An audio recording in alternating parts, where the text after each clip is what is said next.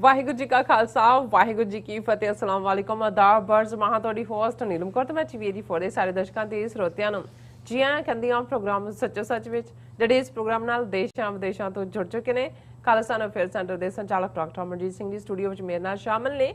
ਉਹਨਾਂ ਨਾਲ ਗੱਲਬਾਤ ਕਰਕੇ ਅੱਜ ਦੇ ਅਹਿਮ ਇਸ਼ੂਜ਼ ਉੱਪਰ ਉਹਨਾਂ ਤੋਂ ਉਹਨਾਂ ਦਾ ਤਬਸਰਾ ਜਾਣਦੇ ਹਾਂ।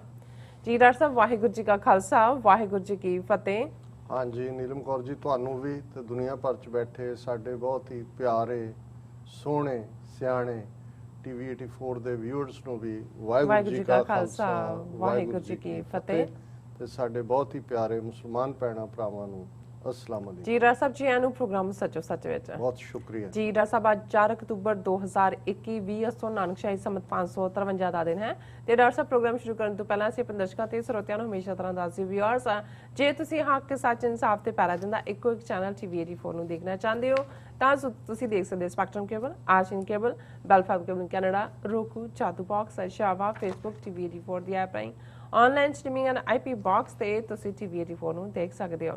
ਵਿਊਅਰਸ ਜੇ ਤੁਸੀਂ ਟੀਵੀ 84 ਨਾਲ ਜੇ ਪ੍ਰੋਗਰਾਮ ਸੱਚੋ ਸੱਚ ਨਾਲ ਫੇਸਬੁੱਕ ਰਾਹੀਂ ਜੁੜੇ ਹੋ ਤਾਂ ਇਸ ਨੂੰ ਵੱਧ ਤੋਂ ਵੱਧ ਲਾਈਕ ਕਰੋ ਤੇ ਸ਼ੇਅਰ ਕਰੋ ਅਤੇ ਨਾਲ ਹੀ YouTube ਤੇ ਸਬਸਕ੍ਰਾਈਬ ਕਰੋ। ਇਹ ਵੀ ਦੱਸਦੇ ਕਿ ਤੁਸੀਂ ਟੀਵੀ 84 ਦੀ ਐਪ ਨੂੰ ਐਂਡਰੋਇਡ ਐਂਡ ਐਪ ਸਟੋਰ ਤੇ ਡਾਊਨਲੋਡ ਕਰਕੇ ਜੋ ਟੀਵੀ 84 ਦੀ ਲਾਈਵ ਸਟ੍ਰੀਮ ਹੈ ਉਸ ਨੂੰ ਤੁਸੀਂ 24 ਆਵਰਸ ਦੇਖ ਸਕਦੇ ਹੋ।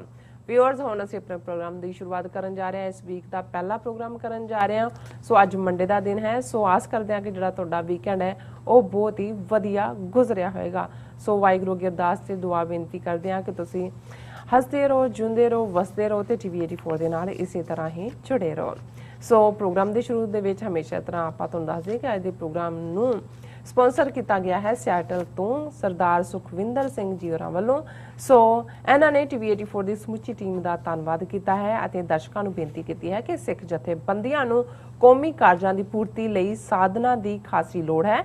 ਸੋ ਹਰ ਇੱਕ ਸਿੱਖ ਦਾ ਫਰਜ਼ ਬਣਦਾ ਹੈ ਕਿ ਅਸੀਂ ਆਪਣੀ ਜ਼ਿੰਮੇਵਾਰੀ ਪਹਿਚਾਨੀਏ ਅਤੇ ਆਪਣਾ ਯੋਗਦਾਨ ਪਾਈਏ। ਸਿੱਖ ਵਿਰੋਧੀ ਕਾਰਵਾਈਆਂ ਨੂੰ ਪਹਿਚਾਨੀਏ ਤੇ ਇਸ ਦਾ ਵਿਰੋਧ ਕਰਨ ਵਾਲਿਆਂ ਦੀ ਮਦਦ ਕਰੀਏ। ਸਿੱਖਾਂ ਦੇ ਹੱਕ ਵਿੱਚ ਆਵਾਜ਼ ਚੱਕਣ ਵਾਲਿਆਂ ਨੂੰ ਅੱਤਵਾਦ ਨਾਲ ਨਹੀਂ ਜੋੜਿਆ ਜਾ ਸਕਦਾ।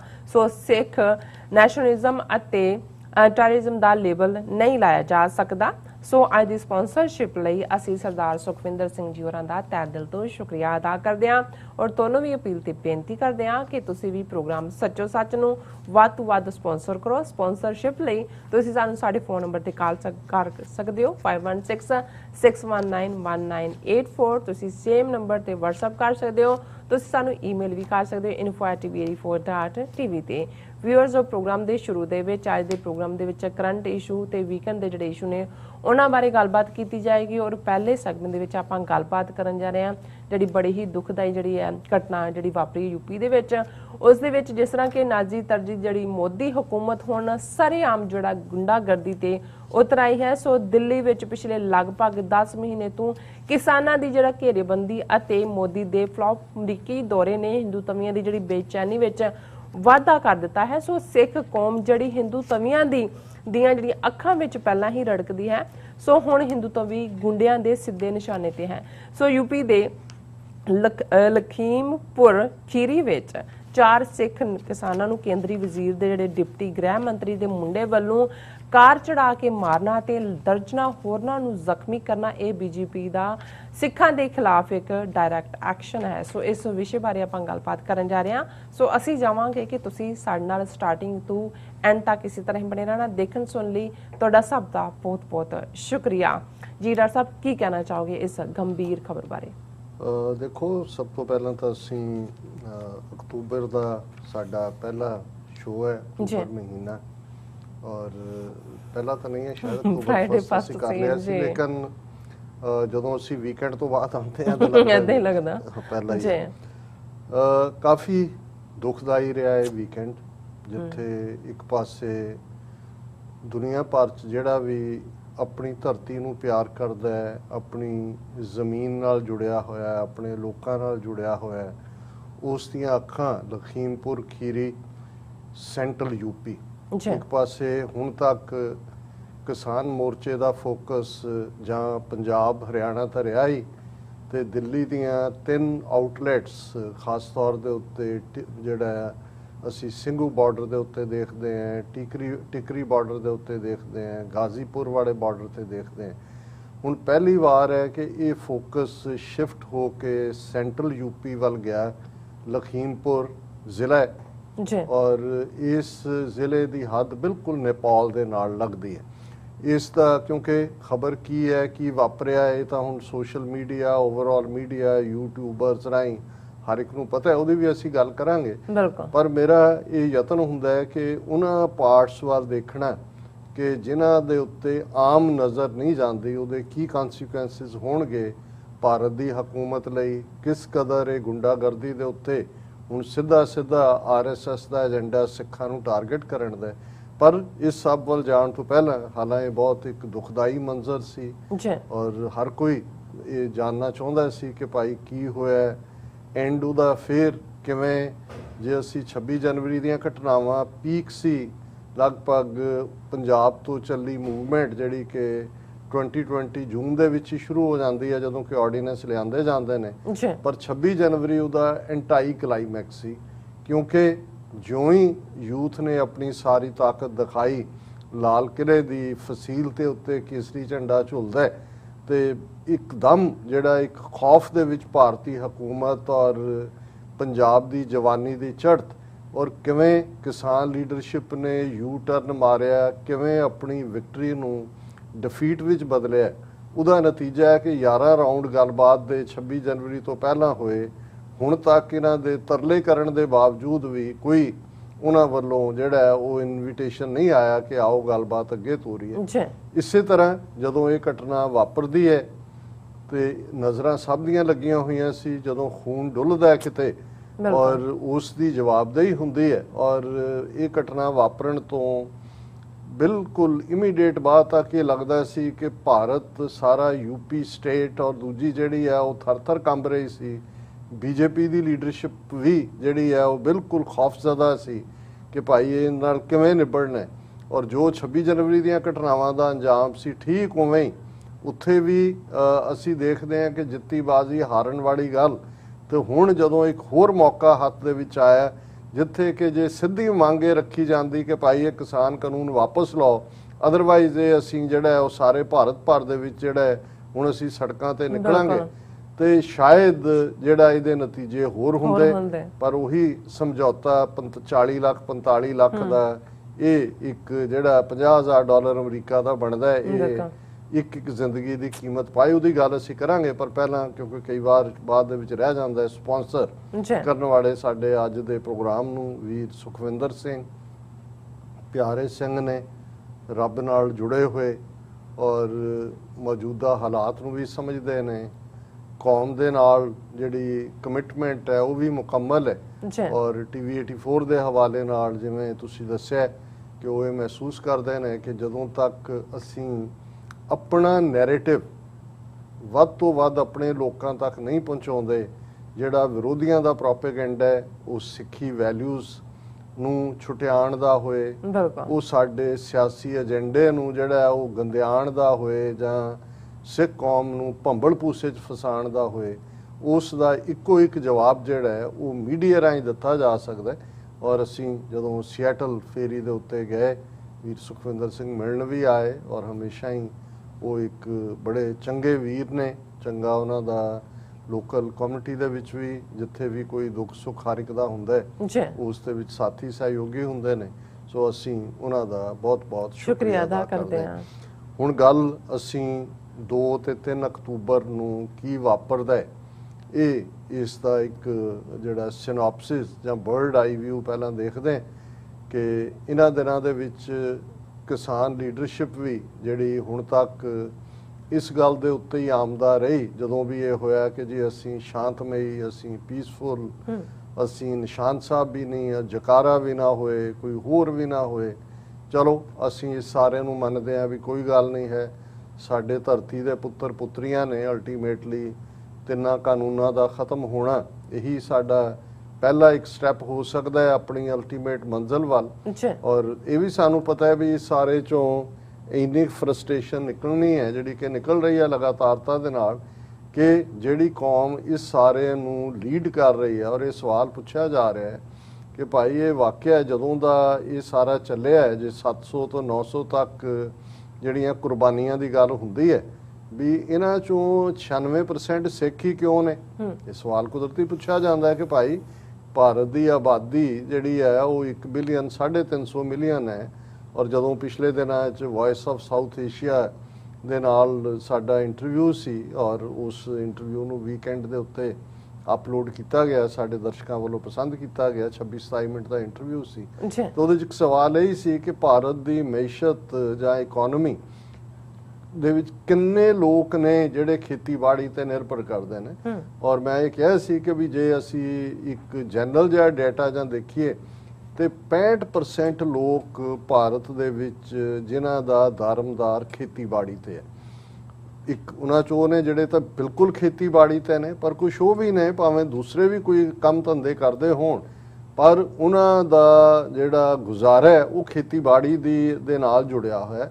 ਔਰ ਇੰਨਾ ਵੱਡਾ ਸੈਕਟਰ 65% ਜਿਹੜਾ ਤੁਹਾਡਾ ਉਸ ਸਾਰੀ ਇਕਨੋਮੀ ਦੇ ਵਿੱਚ, ਜਾਂ 65% ਤੋਂ ਅੰਦਾਜ਼ਾ ਲਾਓ ਕਿ ਵੀ ਜੇ ਤੁਸੀਂ 1 ਬਿਲੀਅਨ 350 ਮਿਲੀਅਨ ਆਬਾਦੀ ਕਹਿੰਦੇ ਹੋ ਤਾਂ ਲਗਭਗ 700-800 ਮਿਲੀਅਨ ਲੋਕਾਂ ਦਾ ਦਾਰਮਦਾਰ ਉੱਥੇ ਚਲਾ ਜਾਂਦਾ ਹੈ। ਪਰ ਫਿਰ ਐਸਾ ਹੀ ਕਿਉਂ ਹੈ ਕਿ ਸਿਰਫ 30 ਮਿਲੀਅਨ ਸਿੱਖ ਜਿਹੜੇ ਭਾਰਤ ਦੇ ਨਕਸ਼ੇ ਦੇ ਵਿੱਚ ਕੈਦ ਨੇ, ਉਹਨਾਂ ਚੋਂ ਹੀ 95-96% ਕੁਰਬਾਨੀਆਂ ਹੋ ਰਹੀਆਂ ਨੇ। ਬਿਲਕੁਲ ਉਹੀ ਪੰਜਾਬ ਤੋਂ ਜਾ ਕੇ ਜਾਂ ਹਰਿਆਣੇ ਦੇ ਵੀ ਉਹੀ ਬੈਲਟ ਜਿੱਥੇ ਸਿੱਖ ਫਾਰਮਰਸ ਨੇ।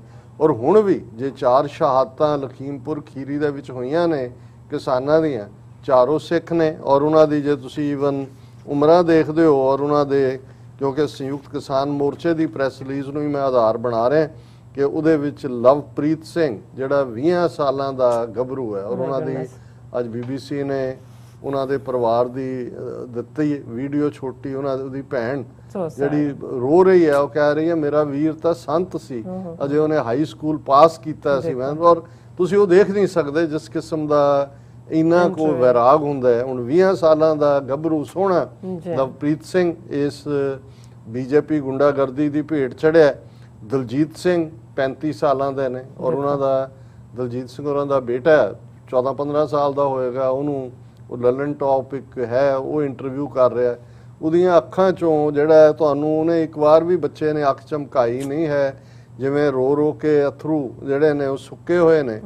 ਔਰ ਉਹ ਇਹ ਕਹਿੰਦਾ ਕਿ ਮੈਂ ਆਪਣੇ ਡੈਡੀ ਦੇ ਨਾਲ ਹੀ ਸਾਈਡ ਤੇ ਸੀ ਜਦੋਂ ਕਿ ਗੱਡੀ ਮੇਰੀ ਡੈਡੀ ਨੂੰ ਰੋਂਦ ਕੇ ਨਿਕਲ ਗਈ, ਔਰ ਮੈਂ ਸਾਈਡ ਦੇ ਉੱਤੇ ਜਿਹੜਾ ਡਿੱਗਿਆ, ਮੈਨੂੰ ਥੋੜੀ ਜਿਹੀ ਸੱਟ ਲੱਗੀ। ਔਰ ਤੁਸੀਂ ਦੇਖ ਸਕਦੇ ਹੋ, ਔਰ ਥੱਲੇ ਜਦੋਂ ਮੈਂ ਕਮੈਂਟ ਵੀ ਦੇਖ ਰਿਹਾ ਸੀ, ਬਹੁਤ ਸਾਰਿਆਂ ਨੇ ਕਿਹਾ, ਕਿਸੇ ਨੇ ਕਿਹਾ ਮੇਰੇ ਪੁੱਤਰ ਦੀ ਏਜ ਦਾ ਹੈ, ਕਿਵੇਂ ਆਪਣੇ ਬਾਪ ਤੋਂ ਬਿਨਾ ਕਿਵੇਂ ਉਹਦੀ ਜ਼ਿੰਦਗੀ ਹੋਏਗੀ। ਫਿਰ ਅਸੀਂ ਦੇਖਦੇ ਹਾਂ ਕਿ ਗੁਰਵਿੰਦਰ ਸਿੰਘ 19 ਸਾਲਾਂ ਦਾ, ਤੁਸੀਂ ਤੋਂ ਲਾਓ ਕਿ ਵੀ ਅਜੇ ਤੁਸੀਂ ਜ਼ਿੰਦਗੀ ਦਾ ਉਸ ਚੜ੍ਹਦੀ ਜਵਾਨੀ ਦੇ ਵਿੱਚ ਆ ਕੇ ਜ਼ਿੰਦਗੀ ਨੂੰ ਸ਼ੁਰੂ ਕਰਨ ਵਾਲੇ ਹੋ, ਔਰ ਮੌਤ ਜਿਹੜੀ ਹੈ ਤੁਹਾਨੂੰ ਆਪਣੀ ਲੈ ਲੈਂਦੀ ਹੈ। ਔਰ ਇਸ ਦੇ ਨਾਲ ਨਾਲ ਜਿਹੜਾ ਨਛੱਤਰ ਸਿੰਘ ਜਿਨ੍ਹਾਂ ਦੀ ਉਮਰ 60 ਸਾਲ ਦੀ ਹੈ, ਉਹਨਾਂ ਦਾ। ਔਰ ਹੁਣ ਦੇਖਣ ਵਾਲੀ ਗੱਲ ਇਹ ਹੈ ਵੀ ਇਹ ਸਿਰਫ ਨਾਰਾ ਲਾਉਣ ਲਈ ਰੱਖਿਆ ਹੋਇਆ, ਜੈ ਜਵਾਨ ਜੈ ਕਿਸਾਨ। ਹੁਣ ਇਹ ਜਿਹੜੇ 60 ਸਾਲ ਦੇ ਨੇ ਨਛੱਤਰ ਸਿੰਘ, ਇਹਨਾਂ ਦਾ ਬੇਟਾ ਫੌਜ ਦੇ ਵਿੱਚ ਹੈ। ਦੇਖੋ, ਔਰ ਉਹ ਸੀ ਕਿ ਜੀ ਸੰਸਕਾਰ ਕਰਨ ਲਈ ਅਸੀਂ ਵੇਟ ਕਰ ਰਹੇ ਹਾਂ, ਔਰ ਉਹ ਜਦੋਂ ਫੌਜੀ ਆਂਦਾ ਹੈ, ਉਹ ਵੀ ਇਹ ਕਿਹੋ ਜਿਹਾ ਮੁਲਕ ਔਰ ਕਿਹੋ ਜਿਹੀ ਇਹ ਹਕੂਮਤ ਇਹਨੇ ਮਾਹੌਲ ਬਣਾਇਆ, ਜਿਹਦਾ ਪਿਓ ਜਿਹੜੀ ਰੂਲਿੰਗ ਪਾਰਟੀ ਹੈ ਉਹਦੇ home minister, state minister of state, deputy home minister ਦਾ ਮੁੰਡਾ ਗੱਡੀ ਚੜਾ ਕੇ ਮਾਰ ਦਿੰਦਾ ਹੈ। ਹੁਣ ਤੁਸੀਂ ਉਸ ਫੌਜੀ ਬੇਟੇ ਤੋਂ, ਜਿਹੜਾ ਜ਼ਾਹਰ ਹੈ ਚੀਨ ਦੀ ਸਰਹੱਦ ਨਾਲ ਹੀ ਉਹਨੇ ਆਪਣਾ ਡੈਸਟੀਨੇਸ਼ਨ ਡਿਸਕਲੋਜ਼ ਨਹੀਂ ਕੀਤੀ, ਉੱਥੇ ਪੋਸਟਡ ਹੈ, ਉੱਥੋਂ ਆਇਆ, ਔਰ ਉਹਦੇ ਕਿਵੇਂ ਉਹ ਲੜੇਗਾ ਉਸ ਮੁਲਕ ਦੇ ਲਈ, ਜਾਂ ਉਹਨੂੰ ਇਹ ਨਹੀਂ ਲੱਗੇਗਾ ਕਿ ਭਾਈ ਮੈਂ ਕਿਹਨਾਂ ਚੋਰਾਂ ਦੇ ਲਈ, ਕਿਹਨਾਂ ਉਹਨਾਂ ਕਾਤਲਾਂ ਦੇ ਲਈ, ਉਹ ਜਿਨ੍ਹਾਂ ਨੇ ਮੇਰੇ ਬਾਪ ਦਾ ਕੋਲਡ ਬਲੱਡਡ ਮਰਡਰ ਕੀਤਾ। ਔਰ ਇਹ ਅੱਜ ਹੀ ਉੱਥੇ ਵੱਡੇ ਵੱਡੇ ਜਿਹੜੇ ਨੇ ਸਾਰੇ ਆਪੋਜੀਸ਼ਨ ਦੇ ਲੀਡਰਸ ਵੀ, ਉਹ ਭਾਵੇਂ ਕਾਂਗਰਸ ਹੋਏ, RJD ਹੋਏ, ਮਮਤਾ ਬੈਨਰਜੀ ਹੋਏ, ਸਾਰਿਆਂ ਦਾ ਸੀ ਵੀ ਇੰਨਾ ਤਾਂ ਅੰਗਰੇਜ਼ਾਂ ਦੇ ਰਾਜ 'ਚ ਵੀ ਨਹੀਂ ਹੋਇਆ।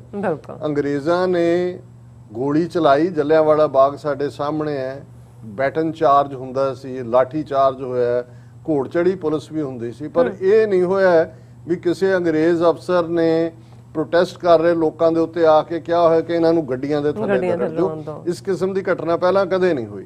ਔਰ ਇਹ ਹੁਣ ਤਾਂ ਇਹਦੇ 'ਚ ਕੋਈ ਸਬੂਤ ਦੀ ਲੋੜ ਹੀ ਨਹੀਂ ਹੈ। ਜਿਹੜੇ ਦੋਨੋਂ ਕੱਲਾ ਇੱਕ ਇਹ ਨਹੀਂ ਹੈ ਕਿ ਉਹਨਾਂ ਦਾ ਜਿਹੜਾ ਹੋਮ ਮਿਨਿਸਟਰ ਹੈ ਔਰ ਉਹ ਨਵਾਂ ਉਹਨੂੰ ਲਾਇਆ। ਔਰ ਦੁੱਖ ਦੀ ਗੱਲ ਇਹ ਹੈ ਕਿ ਇਹ ਹੋਮ ਮਿਨਿਸਟਰ ਉਸੇ ਹਲਕੇ ਨੂੰ ਪਾਰਲੀਮੈਂਟ ਦੇ ਵਿੱਚ ਰਿਪਰੈਜ਼ੈਂਟ ਕਰਦਾ ਅਜੇ ਮਿਸ਼ਰਾ, ਜਿਹੜਾ ਕਿ ਇਸ ਵੇਲੇ ਜਿਹਦਾ ਮੁੰਡਾ ਆਸ਼ੀਸ਼ ਮਿਸ਼ਰਾ ਅਟੈਕ ਕਰ ਰਿਹਾ। ਔਰ ਇਹ ਅਜੇ ਮਿਸ਼ਰਾ ਜਿਹੜਾ ਹੈ ਇਹ 2-3 ਦਿਨ ਪਹਿਲਾਂ, ਕਿਉਂਕਿ ਇਹ ਉੱਥੇ ਹੀ ਕਿਸੇ ਫੰਕਸ਼ਨ ਦੇ ਵਿੱਚ ਆਇਆ ਔਰ ਕਿਸਾਨਾਂ ਨੇ ਕਾਲੇ ਝੰਡੇ ਦਿਖਾਏ ਔਰ ਉਹ ਆਪਣੀ ਵਹੀਕਲ ਚੋਂ ਉਹਦਾ ਸ਼ੀਸ਼ਾ ਥੱਲੇ ਕਰਕੇ ਐ ਕਰਕੇ ਉਹਨਾਂ ਨੂੰ ਜਿਹੜਾ ਉਹ ਡਿਚ ਕਰ ਰਿਹਾ ਹੈ। ਔਰ ਬਾਅਦ ਦੇ ਵਿੱਚ ਜਦੋਂ ਫੰਕਸ਼ਨ 'ਚ ਪਹੁੰਚਦਾ ਹੈ ਉੱਥੇ ਜਿਹੜੀ ਉਹਦੀ 2-3 ਮਿੰਟ ਦੀ ਵੀਡੀਓ ਹੈ, ਹੁਣ ਤਾਂ ਸਾਰੇ ਹੀ ਚੱਲ ਰਹੀ ਹੈ, ਪਰ ਅਸੀਂ ਫਿਰ ਵੀ ਕਾਪੀਰਾਈਟ ਦਾ ਖਿਆਲ ਰੱਖਦੇ ਹਾਂ ਵੀ ਕੋਈ ਇਹ ਸਾਨੂੰ ਘੜੀਸਣ ਨਾ ਇਸ ਪਾਸੇ। ਔਰ ਉਹਦੇ 'ਚ ਉਹ ਕਹਿ ਰਿਹਾ ਧਮਕਾ ਕੇ ਇਸੇ ਹੀ ਹਲਕੇ ਨੂੰ, ਲਖੀਮਪੁਰ ਖੀਰੀ ਨੂੰ ਉਹ ਪਾਰਲੀਮੈਂਟ 'ਚ ਰਿਪਰੈਜ਼ੈਂਟ ਕਰਦਾ ਹੈ। ਉਹ ਕਹਿ ਰਿਹਾ ਕਿ ਵੀ ਇਹ ਮੈਂ ਅੱਜ ਭਾਵੇਂ ਮਿਨਿਸਟਰ ਹਾਂ ਜਾਂ MP ਹਾਂ, ਪਰ ਇਹਨਾਂ ਸਭ ਨੂੰ ਪਤਾ ਹੋਣਾ ਚਾਹੀਦਾ ਮੈਂ ਕੌਣ ਹੈ ਔਰ ਇਹ ਅਸੀਂ ਇਹਨਾਂ ਨੂੰ ਸਬਕ ਸਿਖਾਵਾਂਗੇ। ਫਿਰ ਉਹ ਕਹਿ ਰਿਹਾ ਕਿ ਇਹਨਾਂ ਨੂੰ ਅਸੀਂ ਲਖੀਮਪੁਰ ਟੀਰੀ ਤੋਂ ਭੱਜਣ ਤੇ ਮਜਬੂਰ ਕਰ ਦਿਆਂਗੇ। ਹੁਣ ਜ਼ਾਹਿਰ ਹੈ ਵੀ ਇਹ ਜਿਹੜੇ ਸਾਰੇ ਕਿਸਾਨ ਨੇ ਜਿਹੜੇ ਸ਼ਹੀਦ ਹੋਏ ਨੇ, ਚਾਰੋਂ ਹੀ ਸਿੱਖ ਨੇ, ਹੁਣ 2 ਤਾਂ ਉਹਨਾਂ ਦੇ ਵਿੱਚ ਗੱਭਰੂ ਨੇ 19 ਔਰ 20 ਸਾਲ ਦੇ।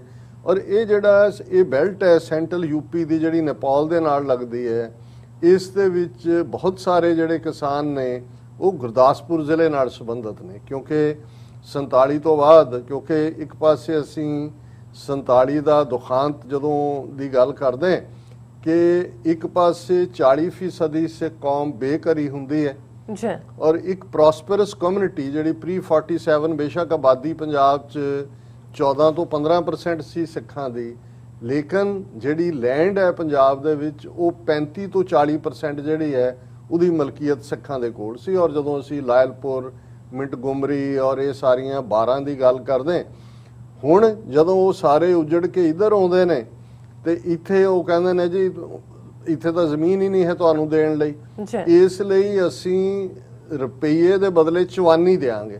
ਮਤਲਬ ਇਹ ਹੈ ਕਿ ਜਿਹਦੀ 100 ਕਿੱਲਾ ਜ਼ਮੀਨ ਸੀ ਉਹਨੂੰ ਸਿਰਫ 25 ਕਿੱਲੇ, ਔਰ 25 ਕਿੱਲੇ ਵੀ ਬਹੁਤ ਹਾਲਤਾਂ ਜੇ ਤਾਂ ਬਾਅਦ ਚ ਚੱਕਬੰਦੀ ਹੋਈ ਜਿਹਨੂੰ ਮੁਰੱਬਾਬੰਦੀ ਕਹਿੰਦੇ ਨੇ ਪ੍ਰਤਾਪ ਸਿੰਘ ਕੈਰੋਂ ਦੇ ਵੇਲੇ, ਜਦੋਂ ਕਿ ਇੱਕ ਥਾਂ ਤੇ ਜ਼ਮੀਨ ਇਕੱਠੀ ਹੋਈ। ਅਦਰਵਾਈਜ਼ ਹੁੰਦਾ ਇਹ ਸੀ ਕਿ ਕਿਤੇ ਉਹ ਇੱਕ ਖੁੰਝਾ ਕਿਤੇ ਦਿੱਤਾ ਹੈ, 2 ਮੀਲ ਦੂਰ ਇੱਕ ਟੁਕੜਾ ਹੈ, 1 ਮੀਲ ਇੱਧਰ ਹੈ, ਔਰ ਉਹ ਜਿਹੜਾ ਕਿਸੇ ਨੂੰ ਪਾਣੀ ਲੱਗਦਾ ਹੈ ਕਿਸੇ ਨੂੰ ਨਹੀਂ ਲੱਗਦਾ। ਸੋ ਉਸ ਬਿਲਕੁਲ ਉਜਾੜੇ ਚੋਰ, ਕਿਉਂਕਿ ਲਾਇਲਪੁਰ ਦੀਆਂ ਬਾਰ ਜਾਂ ਮਿੰਟਗੁਮਰੀ ਔਰ ਇਸ ਸਾਰੇ ਦੇ ਵਿੱਚ ਕਾਫੀ ਅੰਮ੍ਰਿਤਸਰ ਗੁਰਦਾਸਪੁਰ ਜ਼ਿਲ੍ਹਿਆਂ ਦੇ ਨਾਲ ਸੰਬੰਧਿਤ ਜਿਹੜੇ ਨੇ ਉਹ ਸਿੱਖ ਗਏ ਹੋਏ ਸੀ, ਉਹ ਇੱਧਰ ਆਏ। ਉਹਨਾਂ ਨੇ ਦੇਖਿਆ ਕਿ ਵੀ ਇੱਥੇ ਤਾਂ ਜਿਹੜੀ ਹੈ ਉਹ ਬਿਲਕੁਲ ਹੀ ਜ਼ਮੀਨ ਵੀ ਚੌਥਾ ਹਿੱਸਾ ਰਹਿ ਗਈ ਤੇ ਕੋਈ ਉਦੋਂ ਅਜੇ ਟਿਊਬਵੈਲ ਵਗੈਰਾ ਨਹੀਂ ਸੀ, ਡਿਪੈਂਡੈਂਸ ਪਾਣੀ ਦੇ ਉੱਤੇ ਹੀ ਸੀ। ਉਸ ਪੀਰੀਅਡ ਦੇ ਵਿੱਚ ਸੈਂਟਰ ਗਵਰਨਮੈਂਟ ਨੇ ਵੀ ਇਹ ਦੇਖਿਆ ਕਿ ਭਾਈ ਇਹ ਜੇ ਅਸੀਂ ਜਿਹੜਾ ਇਹਨਾਂ ਨੂੰ ਉੱਥੇ ਜੰਗਲਾਂ ਜਾ ਕੇ ਵਾੜ ਦਿਓ ਉੱਥੇ ਪੈ ਰਹਿਣਗੇ। ਔਰ ਉਹਨਾਂ ਨੇ ਕਿਵੇਂ ਉਹ ਤਰਾਈ ਦਾ ਇਲਾਕਾ ਹੋਏ, ਉਹ ਇੱਕ ਹਿੱਸਾ ਤਾਂ ਉਹਦਾ ਹੁਣ ਉਹਦੇ 'ਚ ਉੱਤਰਾਖੰਡ 'ਚ ਚਲਾ ਗਿਆ ਜਿਹਨੂੰ ਸ਼ਹੀਦ ਊਧਮ ਸਿੰਘ ਨਗਰ ਕਹਿੰਦੇ ਨੇ, ਬਾਜਪੁਰ ਹੋਏ, ਇਹ ਸਾਰੇ ਪੀਲੀਭੀਤ ਹੋਏ। ਜੇ ਤੁਸੀਂ ਇਹਨਾਂ ਸਾਰੇ ਜ਼ਿਲ੍ਹਿਆਂ 'ਚ ਦੇਖਦੇ ਹੋ ਤੇ ਇੱਥੇ ਸਿੱਖ ਕਿਸਾਨਾਂ ਨੇ ਬੜੀ ਮਿਹਨਤ, ਜੰਗਲ ਸੀ ਬੜੇ ਡੀਪ, ਔਰ ਜਦੋਂ ਪਹਿਲੇ ਜਾ ਕੇ ਉੱਥੇ ਉਹਨਾਂ ਨੇ ਆਬਾਦ ਹੋਣ ਦੀ ਕੋਸ਼ਿਸ਼ ਕੀਤੀ, ਬੜੇ ਖਤਰਨਾਕ ਕਿਸਮ ਦੇ ਜੰਗਲੀ ਸੂਰ ਔਰ ਬਗਿਆੜ ਔਰ ਸਨੇਕ, ਮੱਛਰ, ਔਰ ਉਹਦਾ ਨਤੀਜਾ ਸੀ ਕਿ ਕਈ ਮਰ ਗਏ ਪਹਿਲੀ ਜਨਰੇਸ਼ਨ ਦੇ। ਉਹਨਾਂ ਥਾਵਾਂ ਉਹਨਾਂ ਨੇ ਜੰਗਲ ਕੱਟ ਕੇ ਉਹਨੂੰ ਲੈਵਲ ਕੀਤਾ, ਮਿਹਨਤ ਕੀਤਾ, 10-15 ਸਾਲ ਉਹਨਾਂ ਨੂੰ ਲੱਗੇ। ਉਸ ਤੋਂ ਬਾਅਦ ਕਿਉਂਕਿ ਵਰਜਿਨ ਲੈਂਡ ਸੀਗੀਆਂ, ਉਸ ਤੋਂ ਪਹਿਲਾਂ ਉਹਦੇ ਤੇ ਕੋਈ ਜਿਹੜੇ ਨੇ ਖੇਤੀ ਤਾਂ ਹੋਈ ਨਹੀਂ ਸੀ ਹੋਈ। ਸੋ ਜਿਵੇਂ ਬਾਰਸ ਜਿਹੜੀਆਂ ਨੇ ਜਦੋਂ ਆਬਾਦ ਹੋਈਆਂ, ਪਾਣੀ ਲੱਗਾ, ਨਹਿਰੀ ਸਿਸਟਮ ਗਿਆ, ਤੇ ਉਹ ਵੀ ਵਰਜਿਨ ਲੈਂਡ ਸੀ, ਬਿਲਕੁਲ ਜੰਗਲ। ਬਾਰ ਦਾ ਮਤਲਬ ਹੀ ਜੰਗਲ ਹੁੰਦਾ ਹੈ, ਜੰਗਲ ਕੱਟ ਕੇ। ਸੋ ਉਹਦੇ ਚ ਬਹੁਤ ਜ਼ਿਆਦਾ ਪ੍ਰੋਡਕਸ਼ਨ ਸੀ। ਇਹੀ ਕਾਰਨ ਹੈ ਕਿ ਪ੍ਰੋਸਪੈਰਿਟੀ ਵੀ ਹੋਈ। ਤੇ ਅੰਗਰੇਜ਼ਾਂ ਨੇ ਜਦੋਂ 20ਵੀਂ ਸਦੀ ਦੀ ਬਿਗਨਿੰਗ ਚ ਜਿਹੜੀਆਂ ਕੈਨਾਲ ਕਾਲੋਨੀਜ਼ ਇਹਨਾਂ ਨੂੰ ਕਹਿੰਦੇ ਸੀ, ਨਹਿਰਾਂ ਕੱਢੀਆਂ, ਉਹਨਾਂ ਦੇ ਕੰਢੇ ਆਬਾਦੀਆਂ ਸੀ, ਉਹਦੇ ਤੇ ਟੈਕਸ ਲਾਉਣਾ ਚਾਹਿਆ, ਵਾਧੂ ਟੈਕਸ ਕੇ ਜੀ। ਪਹਿਲਾਂ ਤਾਂ ਉਹਨਾਂ ਨੇ ਕਿਹਾ ਜੀ ਕੋਈ ਨਹੀਂ, ਨੂੰ ਆਬਾਦ ਕਰੋ, ਔਰ ਇਸ ਦੇ ਉੱਤੇ ਬਾਅਦ ਉਹਨਾਂ ਨੂੰ ਲੱਗਿਆ ਵੀ ਇਹ ਤਾਂ ਬਹੁਤ ਪ੍ਰੋਸਪਰਸ ਹੋ ਰਹੇ ਨੇ, ਉਹਨਾਂ ਨੇ ਕਿਹਾ ਜੀ ਯਾਰ ਨਹਿਰੀ ਟੈਕਸ ਦਿਓ ਉਹਨਾਂ ਨੂੰ। ਔਰ ਇਹਦੇ ਤੇ ਫਿਰ ਪੰਜਾਬ 'ਚ ਜਿਹੜੀ ਅੰਗਰੇਜ਼ਾਂ ਦੀ ਰਿਟ ਨੂੰ ਚੈਲੰਜ ਕਰਦੇ ਆ, ਜਿਹੜੀ ਪਹਿਲੀ ਮੂਵਮੈਂਟ 1905-6 ਦੇ ਨੇੜੇ ਤੇੜੇ ਪੰਜਾਬ 'ਚ ਖੜੀ ਹੋਈ, ਉਹ ਸੀ ਪਗੜੀ ਸੰਭਾਲ ਹੋਈ ਜੱਟਾ। ਹੁਣ ਇਹ ਜਿਹਦੇ 'ਚ ਸਿੱਖ ਕਿਸਾਨ ਹੋਏ, ਜਾਟ ਹੋਏ, ਮੁਸਲਮਾਨ ਹੋਏ, ਕਿਉਂਕਿ ਬਾਹਰ ਦੇ ਵਿੱਚ ਮੁਸਲਮਾਨ ਫਾਰਮਰ ਵੀ ਨਾਲ, ਔਰ ਉਹਨਾਂ 'ਚੋਂ ਕੁਝ ਜਿਹੜੇ ਸਾਬਕਾ ਫੌਜੀ ਸੀ ਉਹਨਾਂ ਦੀਆਂ ਜ਼ਮੀਨਾਂ ਵੀ ਬਹੁਤ ਸਾਰੇ ਜਿਹੜੇ ਜਿਨ੍ਹਾਂ ਨੇ ਆਬਾਦ ਕੀਤਾ। ਹੁਣ ਇਹ ਜਦੋਂ ਨਾਅਰਾ ਪੰਜਾਬ ਦੀ ਫਜ਼ਾ ਦੇ ਵਿੱਚ ਗੂੰਜਦਾ ਹੈ ਔਰ ਇਸ ਮੂਵਮੈਂਟ ਨੂੰ ਲੀਡ ਕਰਨ ਵਾਲੇ ਸ਼ਹੀਦ ਭਗਤ ਸਿੰਘ ਦੇ ਚਾਚਾ ਅਜੀਤ ਸਿੰਘ, ਜਿਨ੍ਹਾਂ ਨੇ ਫਿਰ ਲੰਬਾ ਵਕਤ ਜਿਹੜਾ ਉਹ ਜਲਾਵਤਨੀ ਦੇ ਵਿੱਚ ਗੁਜ਼ਾਰਿਆ, ਔਰ ਪੰਜਾਬ ਦੇ ਜਿਹੜੇ ਸਾਰੇ ਕਿਸਾਨ ਨੇ ਉਹ ਇਕੱਠੇ ਹੋ ਜਾਂਦੇ ਨੇ ਇੱਕ ਝੰਡੇ ਥੱਲੇ, ਔਰ ਨਤੀਜਾ ਇਹ ਹੁੰਦਾ ਹੈ ਵੀ ਅੰਗਰੇਜ਼ਾਂ ਨੂੰ ਝੁਕਣਾ ਪੈਂਦਾ ਹੈ, ਔਰ ਉਹ ਜਿਹੜਾ ਉਹਨਾਂ ਨੇ ਉਹਨਾਂ ਤੇ ਟੈਕਸ ਲਾ ਕੇ ਉਹ ਵਸੂਲਣਾ ਚਾਹੁੰਦੇ ਸੀ ਕੈਨਾਲ ਕਾਲੋਨੀਜ਼ ਤੋਂ, ਉਹ ਉਹਨਾਂ ਨੂੰ ਵਾਪਸ ਲੈਣਾ ਪਿਆ। ਇਹ ਪਹਿਲੀ ਵਿਕਟਰੀ ਸੀ ਉਸ ਖਿੱਤੇ ਦੇ ਵਿੱਚ, ਔਰ ਉਦੋਂ ਹੀ ਸ਼ਾਇਦ ਇਹ ਬਾਂਕੇਨਾਥ ਨਾਂ ਦੇ ਇੱਕ ਸੱਜਣ ਨੇ ਇਹ ਗੀਤ ਲਿਖਿਆ ਸੀ ਕਿ ਪਗੜੀ ਸੰਭਾਲ ਹੋਏ ਜੱਟਾ, ਪਗੜੀ ਸੰਭਾਲ ਹੋਏ, ਲੁੱਟ ਗਿਆ ਮਾਲ ਤੇਰਾ, ਲੁੱਟ ਗਿਆ ਮਾਲ ਹੋਏ।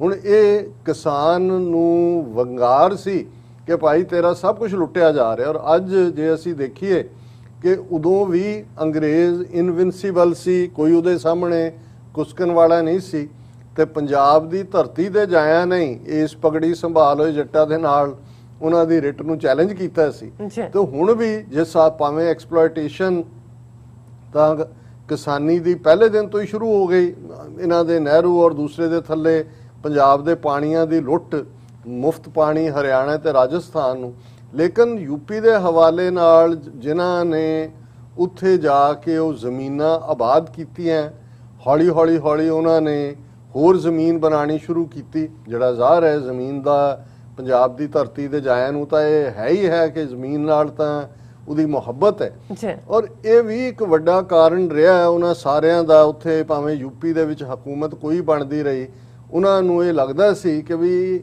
ਇਹ ਜਿਹੜਾ ਇਹ ਕਿਵੇਂ, ਔਰ ਮੈਨੂੰ ਇੱਕ ਉੱਥੋਂ ਦੇ ਕਿਉਂਕਿ ਜਿੰਨੇ ਵੀ ਗੁਰਦਾਸਪੁਰ ਅੰਮ੍ਰਿਤਸਰ ਜ਼ਿਲ੍ਹਿਆਂ ਦੇ ਉੱਥੇ ਆਬਾਦ ਨੇ ਉਹਨਾਂ ਦੀਆਂ ਰਿਸ਼ਤੇਦਾਰੀਆਂ ਇੱਧਰ ਵੀ ਨੇ, ਤੇ ਉਹ ਕਹਿੰਦਾ ਕਿ ਵੀ ਅਸੀਂ ਸ਼ੁਰੂ 'ਚ ਜਦੋਂ ਗਏ, ਔਰ ਹੁਣ ਉਹ ਕਹਿੰਦਾ ਵੀ ਭਈਆਂ ਨੂੰ ਅਸੀਂ ਉਹਨਾਂ ਨੂੰ ਟਰੈਕਟਰ ਤਾਂ ਬਾਅਦ 'ਚ ਆਏ, ਪਹਿਲਾਂ ਤਾਂ ਸ਼ੁਰੂ ਉਹਨਾਂ ਨਾਲ ਬਲਦਾਂ ਨਾਲ ਹੀ ਸੀ, ਤੇ ਉਹਨਾਂ ਨੂੰ ਸਿਆੜ ਕੱਢਣੇ ਵੀ ਨਹੀਂ ਸੀ ਆਉਂਦੇ ਪ੍ਰੋਪਰ। ਤੇ ਕਹਿੰਦੇ ਵੀ ਜਦੋਂ ਉਹਨੇ ਇੱਕ ਨੇ ਉਹਨੂੰ ਦਬਕਾ ਮਾਰ ਕੇ ਕਿਹਾ ਭਈਆ ਇਹ ਕੀ ਕਰਤੇ ਹੋ, ਸਿਆੜ ਕਾਢੋ, ਤੇ ਉਹ ਅੱਗੋਂ ਕਹਿੰਦਾ ਕਿ ਸਰਦਾਰ ਜੀ ਅਗਰ ਹमें ਸਿਆੜ ਕਾਢਣਾ ਆਤਾ ਹੋਤਾ ਤਾਂ ਤੁਮ यहाँ ਕਾਏ ਕੋ ਆਤੇ। ਹੁਣ ਇਹ ਜਿਹੜਾ ਅੰਡਰ ਕਰੰਟ ਚੱਲਦਾ ਰਿਹਾ ਲੰਬਾ ਵਕਤ, ਔਰ ਇਹ ਅਸੀਂ ਜਦੋਂ ਊਧਮ ਸਿੰਘ ਨਗਰ ਨੂੰ ਉੱਤਰਾਖੰਡ ਦੇ ਵਿੱਚ ਦਿੱਤਾ ਔਰ ਉੱਥੇ ਵੀ ਉਹ ਸੂਬੇ ਦਾ ਹਿੱਸਾ ਬਣਾਇਆ, ਔਰ ਇਹ ਕਿਹਾ ਜੀ ਇਹਦੇ ਤੇ ਲੈਂਡ ਸੀਲਿੰਗ ਲੱਗ ਜਾਏਗੀ ਕਿਉਂਕਿ ਸਿੱਖ ਉੱਥੇ ਖੁਸ਼ਹਾਲ ਨੇ, ਉਹਨਾਂ ਨੇ ਆਪਣੀ ਮਿਹਨਤ ਦੇ ਨਾਲ, ਹੁਣ ਤੀਸਰੀ ਜਨਰੇਸ਼ਨ ਹੈ ਉੱਥੇ, ਔਰ ਮੈਂ ਬਹੁਤ ਦੇ ਇੰਟਰਵਿਊ ਦੇਖ ਰਿਹਾ ਸੀ, ਮੈਂ ਕਿਹਾ ਇਹ ਪੂਰੀ ਹਿੰਦੀ ਵੀ ਭਈਆਂ ਵਾਂਗ ਹੀ ਬੋਲਦੇ ਨੇ, ਹਾਲੇ ਜਦੋਂ ਫਿਰ ਆਪਸ ਗੱਲ ਕਰਦੇ ਨੇ ਪੂਰੀ ਤੁਹਾਨੂੰ ਗੁਰਦਾਸਪੁਰੀ ਪੰਜਾਬੀ ਚ ਬੋਲ ਰਹੇ ਹੁੰਦੇ ਨੇ, ਲੇਕਿਨ ਹੁਣ ਇਹਨਾਂ 'ਚ ਜਿਹੜਾ ਅੰਡਰ ਕਰੰਟ ਚੱਲ ਰਿਹਾ ਉਹ ਤਾਂ ਹੈ ਹੀ ਹੈ। ਹੁਣ ਇਹ ਸਮਝਦੇ ਸੀ ਵੀ ਇਸ ਮੂਵਮੈਂਟ ਨੂੰ ਅਸੀਂ ਸਿਰਫ ਪੰਜਾਬ ਦੇ ਨਾਲ ਜੋੜ ਕੇ, ਸਿੱਖਾਂ ਦੇ ਨਾਲ ਜੋੜ ਕੇ, ਫਿਰ ਸਿੱਖਾਂ ਨੂੰ ਤੁਸੀਂ ਅੱਤਵਾਦ ਨਾਲ ਜੋੜੋ, ਖਾਲਿਸਤਾਨ ਨਾਲ ਜੋੜੋ, ਖਾਲਿਸਤਾਨ ਨੂੰ ਪਾਕਿਸਤਾਨ ਨਾਲ ਜੋੜੋ, ਪਾਕਿਸਤਾਨ ਨੂੰ ISI ਨਾਲ ਜੋੜੋ, ਜੋ ਇਹਨਾਂ ਦਾ ਵਰਤਾਰਾ 26 ਜਨਵਰੀ ਤੱਕ ਦੀਆਂ ਘਟਨਾਵਾਂ ਦਾ ਰਿਹਾ। ਹੁਣ ਬੇਸ਼ੱਕ ਇੱਕ ਪਾਸੇ ਕਿਸਾਨ ਲੀਡਰਸ਼ਿਪ ਦੀ ਨਾਅਹਲੀਅਤ ਨੇ ਜਿਹੜਾ ਸਿੱਖਾਂ ਦਾ ਦਬਕਾ ਸੀ ਉਸ ਨੂੰ ਮਾਈਨਸ ਕਰ ਦਿੱਤਾ। 26 ਜਨਵਰੀ ਤੋਂ ਬਾਅਦ ਇਹਨਾਂ ਨੇ ਆਪਣੇ ਆਪ ਨੂੰ ਆਪਣੀ ਪੰਜਾਬ ਦੀ ਨੌਜਵਾਨੀ ਤੋਂ ਅੱਡ ਕਰ ਲਿਆ, ਇਹ ਕਹਿ ਕੇ ਨਹੀਂ ਅਸੀਂ ਤਾਂ ਜੀ ਤਿਰੰਗੇ 'ਚ ਲਪੇਟ ਕੇ ਜਾਣਾ ਹੈ। ਚਲੋ ਖਾਲਿਸਤਾਨੀ ਜਥੇਬੰਦੀਆਂ ਨੇ, ਸਿੱਖ ਆਰਗੇਨਾਈਜੇਸ਼ਨਸ ਨੇ ਸਿਆਣਪ ਦਾ ਸਬੂਤ ਦਿੰਦੇ ਆ ਇੱਕ ਸਟੈਪ ਬੈਕ ਕਰ ਲਿਆ, ਹਿਮਾਇਤ ਨਹੀਂ ਛੱਡੀ। ਅੱਜ ਵੀ ਬਾਹਰ ਵੀ ਹੁਣ ਮੋਦੀ ਦੀ ਆਮਦ ਦੇ ਵੇਲੇ ਵੀ ਉਹੀ ਤੁਹਾਡਾ ਕੈਡਰ ਹੈ ਜਿਹੜਾ ਕਿਸਾਨਾਂ ਦੇ ਨਾਲ ਵੀ ਖੜਾ ਹੈ ਹਰੇ ਝੰਡੇ ਲੈ ਕੇ, ਉਹੀ ਆ ਕੇ ਉਧਰੋਂ ਤੁਹਾਡਾ ਕੇਸਰੀ ਝੰਡਾ ਵੀ ਫੜ ਲਓ। ਸਾਨੂੰ ਇਹਦੇ ਤੇ ਕੋਈ, ਉਹਨਾਂ ਨੂੰ ਹੀ ਇਹ ਕਿਉਂਕਿ ਕਾਮਰੇਡੀ ਕਿਸਮ ਦੇ ਲੋਕਾਂ ਨੇ ਇਹ ਰੱਖਿਆ। ਲੇਕਿਨ ਉਦੋਂ ਵੀ ਜੇ ਇਹ ਦੇਖਿਆ ਜਾਏ ਕਿ ਜੇ ਪੰਜਾਬ ਦੇ ਕਿਸਾਨਾਂ ਦੇ ਲਈ ਟਿਕਰੀ ਬਾਰਡਰ, ਹੁਣ ਜੇ ਟਕੈਤ ਭਰਾ ਜਿਹੜੇ ਨੇ ਉਹ ਇਸ ਸਾਰੇ ਨੂੰ ਲੀਡ ਕਰਦੇ ਨੇ, ਤੇ ਵੈਸਟਰਨ ਯੂਪੀ ਦੀ ਜਾਟ ਬੈਲਟ ਦੇ ਵਿੱਚ ਉਹਨਾਂ ਦੇ ਆਪਣੇ ਪਿੰਡਾਂ ਦੇ ਤਾਂ ਜਾਟ ਆਏ ਨਾਲ, ਪਰ ਯੂਪੀ ਚੋਂ ਜੇ ਈਵਨ ਟਿਕਰੀ ਬਾਰਡਰ ਦੇ ਉੱਤੇ ਵੀ ਜਾਂ ਗਾਜ਼ੀਪੁਰ ਦੇ ਉੱਤੇ ਵੀ ਬਹਿਣ ਲਈ ਆਏ, ਗਾਜ਼ੀਪੁਰ ਚ ਖਾਸ ਤੌਰ ਤੇ ਕਿਉਂਕਿ ਟਿਕਰੀ ਦੇ ਉੱਤੇ ਤਾਂ ਉਗਰਾਹਾਂ ਔਰ ਦੂਸਰੇ ਨੇ, ਤੇ ਇਸੇ ਹੀ ਸੈਂਟਰਲ ਯੂਪੀ ਦੇ ਲਖੀਮਪੁਰ ਖੀਰੀ ਦੇ ਕਿਸਾਨ ਆਏ ਸੀ, ਜਦੋਂ ਕਿ 26 ਜਨਵਰੀ ਵੇਲੇ ਸਭ ਤੋਂ ਪਹਿਲਾਂ ਦਿੱਲੀ 'ਚ ਐਂਟਰ ਕਰਨ ਵਾਲੇ ਵੀ ਇਹੀ ਸੀ। ਹੁਣ ਇਸ ਸਾਰੇ ਦੇ ਚੱਲਦੇ ਆ ਬੀਜੇਪੀ ਨੂੰ ਇਹ ਲੱਗਣ ਲੱਗ ਗਿਆ ਉਹਨਾਂ ਦੇ ਜਿਹੜੇ ਆਕਾ ਨਾਗਪੁਰ 'ਚ ਬੈਠੇ ਨੇ ਕਿ ਭਾਈ ਇਹ ਜਿਹੜੀ ਸਿੱਖ ਸਪਿਰਿਟ ਹੈ ਇਹ ਤਾਂ ਦੱਬੀ ਜਾਣ ਵਾਲੀ ਨਹੀਂ ਹੈ, ਔਰ ਇਹ ਹੌਲੀ ਸਿੱਖ ਬੈਲਟ ਦੇ ਵਿੱਚ ਇਹ ਮੂਵਮੈਂਟ ਬੜੀ ਤੇਜ਼ੀ ਦੇ ਨਾਲ ਜਾ ਰਹੀ ਹੈ। ਔਰ ਪੰਜਾਬ ਤੋਂ ਬਾਅਦ ਹਰਿਆਣੇ 'ਚ ਅਸੀਂ ਦੇਖਿਆ ਕਿ ਉਹਨੂੰ ਮਨੋਹਰ ਲਾਲ ਖੱਟਰ ਨੂੰ ਵੀ ਜਿਹੜਾ ਲੋਹੇ ਦੇ ਚਣੇ ਚੁਬਾਏ, ਜਿਵੇਂ ਕਲੈਕਟਰ ਨੇ ਆ ਕੇ ਕਿਹਾ ਸੀ ਜੀ ਸਿਰ ਕੁਚਲ ਦਿਓ ਇਹਨਾਂ ਦੇ, ਔਰ ਉਹਨਾਂ ਨੇ ਜਿਵੇਂ ਕਰਨਾਲ ਤੋਂ ਲੈ ਕੇ ਹਰਿਆਣੇ ਭਰ ਦਾ ਘਿਰਾਓ ਕੀਤਾ। ਯੂਪੀ ਦੇ ਵਿੱਚ ਇੱਕ ਸਟੇਜ ਤੇ ਇਹ ਬਿਲਕੁਲ ਉੱਥੋਂ ਗਾਜ਼ੀਪੁਰ ਤੋਂ ਉਹਨੂੰ ਚੁੱਕ ਦੇਣ ਲੱਗੇ ਸੀਗੇ ਸਾਰੇ ਨੂੰ, ਲੇਕਿਨ ਉਦੋਂ ਕੋਈ ਸ਼ੱਕ ਨਹੀਂ ਹੈ ਕਿ ਟਕੈਤ ਭਰਾਵਾਂ ਨੇ ਉਸ ਮਾਹੌਲ ਨੂੰ ਟਿਕਾ ਲਿਆ ਔਰ ਸਿੱਖਾਂ ਦੇ ਵਿੱਚ ਵੀ ਉਹਨਾਂ ਦੀ ਪਪੂਲੈਰਿਟੀ ਹੋਈ। ਹਾਲਾਂਕਿ ਮੈਨੂੰ ਇਹ ਵੀ ਲੱਗਦਾ ਹੈ ਵੀ ਕਿਤੇ ਨਾ ਕਿਤੇ ਸੌਦੇਬਾਜ਼ੀ ਵਾਲਾ ਇਨਸਟਿੰਕਟ ਵੀ ਨਾਲ ਦੀ ਨਾਲ ਚੱਲ ਰਿਹਾ, ਔਰ ਮੈਂ ਉਹਦੀ ਗੱਲ ਕਰਾਂਗਾ ਕਿ ਭਾਈ ਇਹ ਵਾਕਿਆ ਹੁਣ ਜਦੋਂ ਤੁਸੀਂ ਕਿਤੇ ਵੀ ਕੋਈ ਮਰਡਰ ਹੁੰਦਾ ਹੈ ਤੇ ਦੋ ਤਰ੍ਹਾਂ ਦੀਆਂ ਟਰਮਸ ਯੂਜ਼ ਹੁੰਦੀਆਂ। ਇੱਕ ਤਾਂ ਹੁੰਦਾ ਹੈ ਕਿ ਵੀ ਔਨ ਦਾ ਸਪੌਟ ਤੁਸੀਂ ਭੜਕੇ, ਕੋਈ ਆਇਆ ਉਹਨੇ ਤੁਹਾਨੂੰ ਧਮਕੀ ਦਿੱਤੀ, ਤੁਸੀਂ ਭੜਕੇ ਤੁਸੀਂ ਮਰਡਰ ਕਰਤਾ, ਬਿਲਕੁਲ। ਜਾਂ ਜਿਹਨੂੰ ਅਸੀਂ ਫॉर ਆਨਰ ਹੁੰਦਾ ਹੈ ਕਿ ਕੋਈ ਬੰਦਾ ਆਇਆ ਉਹਨੇ ਦੇਖਿਆ ਕਿ ਭਾਈ ਕੁਛ ਐਸਾ ਹੋ ਰਿਹਾ ਜਿਹੜਾ ਉਹਦਾ ਆਨਰ ਲੁੱਟਿਆ ਜਾ ਰਿਹਾ, ਉਹਨੇ ਇੱਕਦਮ ਜਿਹੜਾ ਉਹ ਦੇਖ ਕੇ ਉਹਨੇ ਮਰਡਰ ਕਰਤਾ। ਹੁਣ ਜੇ ਤੁਸੀਂ ਜੋ ਕੁਛ ਲਖੀਮਪੁਰ ਖੀਰੀ ਦੇ ਵਿੱਚ ਹੁੰਦਾ ਹੈ, ਜਿਵੇਂ 3 ਵਹੀਕਲਸ ਜਿਨ੍ਹਾਂ ਦੀ ਕਮਾਂਡ ਜਿਹੜਾ ਆਸ਼ੀਸ਼ ਮਿਸ਼ਰਾ ਟੈਣੀ ਜਿਹੜਾ ਕਿ ਲੜਕਾ ਇੰਡੀਅਨ ਗ੍ਰਹਿ ਮੰਤਰੀ ਮਿਨਿਸਟਰ ਆਫ ਸਟੇਟ ਦਾ ਅਜੇ ਮਿਸ਼ਰਾ ਦਾ, ਉਹ 3 ਵਹੀਕਲਸ ਲੈ ਕੇ ਆ ਕੇ ਉਹ ਰੌਂਦਾ ਚਲਾ ਜਾਂਦਾ ਹੈ। ਔਰ ਇਹ ਵੀ ਆਇਆ ਸਾਹਮਣੇ ਕਿ ਉਹ ਫਾਇਰਿੰਗ ਵੀ ਕਰ ਰਿਹਾ ਦੇਖੋ। ਔਰ ਉਸ ਦੇ ਨਾਲ ਖਾਸ ਤੌਰ ਤੇ ਤਜਿੰਦਰ ਸਿੰਘ ਵਿਰਕ ਜਿਹੜੇ ਸੰਯੁਕਤ ਕਿਸਾਨ ਮੋਰਚੇ ਦੇ ਇੱਕ ਵੱਡੇ ਆਗੂ ਨੇ, ਉਹ ਸੈਂਟਰਲ ਯੂਪੀ ਲਖੀਮਪੁਰ 'ਚ ਇਸ ਵੇਲੇ ਉਹ ਸੀਰੀਅਸ ਜ਼ਖਮੀ ਹਾਲਤ 'ਚ ਨੇ। ਪਹਿਲਾਂ ਉਹਨਾਂ ਨੂੰ ਬਰੇਲੀ ਹਸਪੀਟਲ ਭੇਜਿਆ, ਹੁਣ ਪਤਾ ਨਹੀਂ ਕਿਹੜੇ 'ਚ ਭੇਜਿਆ, ਉਹਨਾਂ ਦੀ ਹਾਲਤ ਕਾਫੀ ਸੀਰੀਅਸ ਹੈ। ਉਹ ਗੱਡੀ ਫਿਰ ਕੱਢ ਕੇ ਉਹਨਾਂ ਨੂੰ ਰੋਂਦਾ ਹੈ, ਆਪਣੇ ਵੱਲੋਂ ਤਾਂ ਉਹਨੇ ਮਾਰਤਾ ਔਰ ਉਹ ਕਾਫੀ ਕ੍ਰਿਟੀਕਲ ਉਹਨਾਂ ਦੀ ਸਿਚੁਏਸ਼ਨ ਹੈ। ਪਰ ਕੱਲੇ ਹੀ ਨਹੀਂ ਵੀ 4 ਕਿਸਾਨ ਨੇ ਜਿਹੜੇ ਨੇ ਉਹ ਸ਼ਹੀਦ ਹੁੰਦੇ ਨੇ, ਦਰਜਨ ਤੋਂ ਜ਼ਿਆਦਾ ਜ਼ਖਮੀ ਨੇ, ਕਿਉਂਕਿ ਬਿਲਕੁਲ ਜਦੋਂ ਤੁਹਾਡੀ ਇੰਟੈਂਟ ਹੀ ਇਹ ਹੈ ਕਿ ਗੱਡੀਆਂ ਥੱਲੇ ਉਹਨਾਂ ਨੂੰ ਰੋਣ ਦਿਓ। ਔਰ ਇਹਨੂੰ ਜਦੋਂ ਅਸੀਂ ਇਹ ਕਹਿੰਦੇ ਆ ਵੀ ਇਹ ਔਨ ਦਾ ਸਪੌਟ ਕੋਈ ਫੈਸਲਾ ਨਹੀਂ ਸੀ, ਇਹ ਪ੍ਰੀ ਕਨਸੀਵਡ ਸੀ, ਜਿਵੇਂ ਮਰਡਰ ਦੇ ਵਿੱਚ ਹੁੰਦਾ ਹੈ ਕੰਸਪੀਰੇਸੀ ਕਿ ਤੁਸੀਂ ਸਾਜ਼ਿਸ਼ ਕੀਤੀ। ਹੁਣ ਸਾਜ਼ਿਸ਼ ਦੇ ਵਿੱਚ ਮਰਡਰ ਕੇਸਾਂ 'ਚ ਸਾਜ਼ਿਸ਼ ਕਰਨ ਵਾਲਾ ਵੀ ਉਨਾ ਹੀ ਦੋਸ਼ੀ ਹੁੰਦਾ ਜਿਹੜਾ ਐਗਜ਼ੀਕਿਊਟ ਕਰਨ ਵਾਲਾ ਹੁੰਦਾ। ਔਰ ਸਾਜ਼ਿਸ਼ ਕਿਵੇਂ ਕੀਤੀ ਗਈ, ਕਿਉਂਕਿ 4-5 ਦਿਨ ਪਹਿਲਾਂ ਹੀ ਜਿਹੜਾ ਉਹਦੇ ਪਿਓ ਨੂੰ ਜਿਹੜਾ ਅਜੇ ਮਿਸ਼ਰਾ ਨੂੰ ਜਦੋਂ ਕਿ ਕਾਲੇ ਝੰਡੇ ਦਿਖਾਏ ਗਏ, ਉਹ ਉਸ ਇਕੱਠ ਦੇ ਵਿੱਚ ਜਾਂਦਾ ਹੈ ਜਿਹਦੇ 'ਚੋਂ ਸਾਰੇ ਉਹਦੇ ਐਡਮਾਇਰਰ ਬੈਠੇ ਹੋਏ ਨੇ, ਤਾੜੀਆਂ ਵੀ ਮਾਰ ਰਹੇ ਨੇ, ਔਰ ਉਹ ਧਮਕੀ ਦੇ ਰਿਹਾ ਜਿਵੇਂ ਮੈਂ ਕਿਹਾ ਕਿ ਭਾਈ ਅਸੀਂ ਤੁਹਾਨੂੰ ਸਬਕ ਸਿਖਾਵਾਂਗੇ, ਇੱਥੋਂ ਭਜਾ ਦੇਵਾਂਗੇ। ਔਰ ਮੈਂ MP ਜਾਂ ਮਿਨਿਸਟਰ ਤਾਂ ਬਾਅਦ 'ਚ ਬਣਿਆ, ਪਹਿਲਾਂ ਮੈਂ ਕੀ ਹੈ। ਔਰ ਇਸ ਗੱਲ ਦਾ ਧਿਆਨ ਰਹੇ ਕਿ ਯੂਪੀ ਦੇ ਵਿੱਚ ਜੇ ਅਸੀਂ ਗੈਂਗਸਟਰਸ ਦੇਖੀਏ, ਬਹੁਤ ਵਾਰ ਹੁਣ ਮਿਸ਼ਰਾ ਬ੍ਰਾਹਮਣ ਨੇ, ਔਰ ਅਕਸਰ ਜਦੋਂ ਬ੍ਰਾਹਮਣ ਲਫ਼ਜ਼ ਆਉਂਦਾ ਹੈ ਬਹੁਤਿਆਂ ਨੂੰ ਲੱਗਦਾ ਹੈ ਕਿ ਵੀ ਇਹ ਇੱਕ ਡਰਨ ਵਾਲੇ ਔਰ ਦੂਜੇ ਦੀ। ਯੂਪੀ ਦੇ ਵਿੱਚ ਬਹੁਤ ਸਾਰੇ ਗੈਂਗਸਟਰ ਜਿਨ੍ਹਾਂ ਚੋਂ ਇੱਕ ਦਾ ਕੇਸ ਜਿਹਨੂੰ ਫੜ ਕੇ ਬਾਅਦ ਦੇ ਵਿੱਚ ਮਾਰਿਆ ਯੋਗੀ ਨੇ, ਉਹ ਉੱਥੇ ਬ੍ਰਾਹਮਣ ਲੀਡ ਕਰਦੇ ਨੇ ਐਜ਼ ਏ ਗੈਂਗਸਟਰ। ਮੇਬੀ ਉਹਨਾਂ ਕੋਲ ਇਕਨੋਮਿਕਲ ਓਪਰਚੁਨਿਟੀਜ਼ ਨਹੀਂ ਨੇ ਜਾਂ ਕੀ ਰੀਜ਼ਨ ਹੈ, ਲੇਕਿਨ ਇਹ ਵੀ ਇੱਕ ਵੱਡੇ ਗੁੰਡਿਆਂ ਚੋਂ। ਔਰ ਇਹ ਬਹੁਤ ਸਾਰੇ ਬ੍ਰਾਹਮਣ ਗੈਂਗਸਟਰ ਜਿਹੜੇ ਨੇ ਯੋਗੀ ਪੀਰੀਅਡ ਦੇ ਵਿੱਚ ਝੂਠੇ ਪੁਲਿਸ ਮੁਕਾਬਲਿਆਂ 'ਚ ਉਹਨਾਂ ਨੇ ਮਾਰੇ। ਔਰ ਇਲੈਕਸ਼ਨਾਂ ਨੂੰ ਸਾਹਮਣੇ ਰੱਖਦੇ ਆ ਕਿ 2022 ਦੀਆਂ ਚੋਣਾਂ ਆ ਰਹੀਆਂ ਨੇ, ਆਦਿੱਤਿਆਨਾਥ ਯੋਗੀ ਨੇ ਸੈਂਟਰਲ ਯੂਪੀ ਦੇ ਵਿੱਚ ਕੋਈ ਬ੍ਰਾਹਮਣ ਚਿਹਰਾ ਕਿ ਜਿਹੜਾ ਗੈਂਗਸਟਰ ਵੀ ਹੋਏ ਔਰ ਜਿਹੜਾ ਲੱਗੇ ਕਿ ਵੀ ਦੇਖੋ ਬੀਜੇਪੀ ਉਹਨਾਂ ਨੂੰ ਰੀਹੈਬਿਲਿਟੇਟ ਕਰ ਰਹੀ ਹੈ, ਇਹਨੂੰ ਜਿਹੜਾ ਸੈਂਟਰ ਦੇ ਵਿੱਚ ਬਣਾਇਆ ਗਿਆ। ਔਰ ਜਿਹੜਾ ਗੁੰਡਾ ਗੈਂਗਸਟਰ ਹੈ ਉਹਨੂੰ ਹੋਮ ਮਿਨਿਸਟਰੀ ਦਿੱਤੀ ਗਈ, ਮਿਨਿਸਟਰ ਆਫ ਸਟੇਟ ਉਹਦੇ ਥੱਲੇ। ਹੁਣ ਇਹ ਜਿਹੜਾ ਸਿੱਧੀ ਧਮਕੀ ਦੇ ਰਿਹਾ। ਹੁਣ ਜਿਹੜਾ ਉੱਥੇ ਕਿਸਾਨ ਮੋਰਚੇ ਦੀ ਕਾਲ ਸੀ ਕਿ ਬੀਜੇਪੀ ਵਾਲੇ ਜਿੱਥੇ ਵੀ ਜਾਣ ਇਹਨਾਂ ਨੂੰ ਕਾਲੇ ਝੰਡੇ ਦਿਖਾਏ ਜਾਣ, ਹੁਣ ਉਹਦੇ ਹਲਕੇ ਦੇ ਵਿੱਚ ਅਜੇ ਮਿਸ਼ਰੇ ਦੇ ਜਿਹੜਾ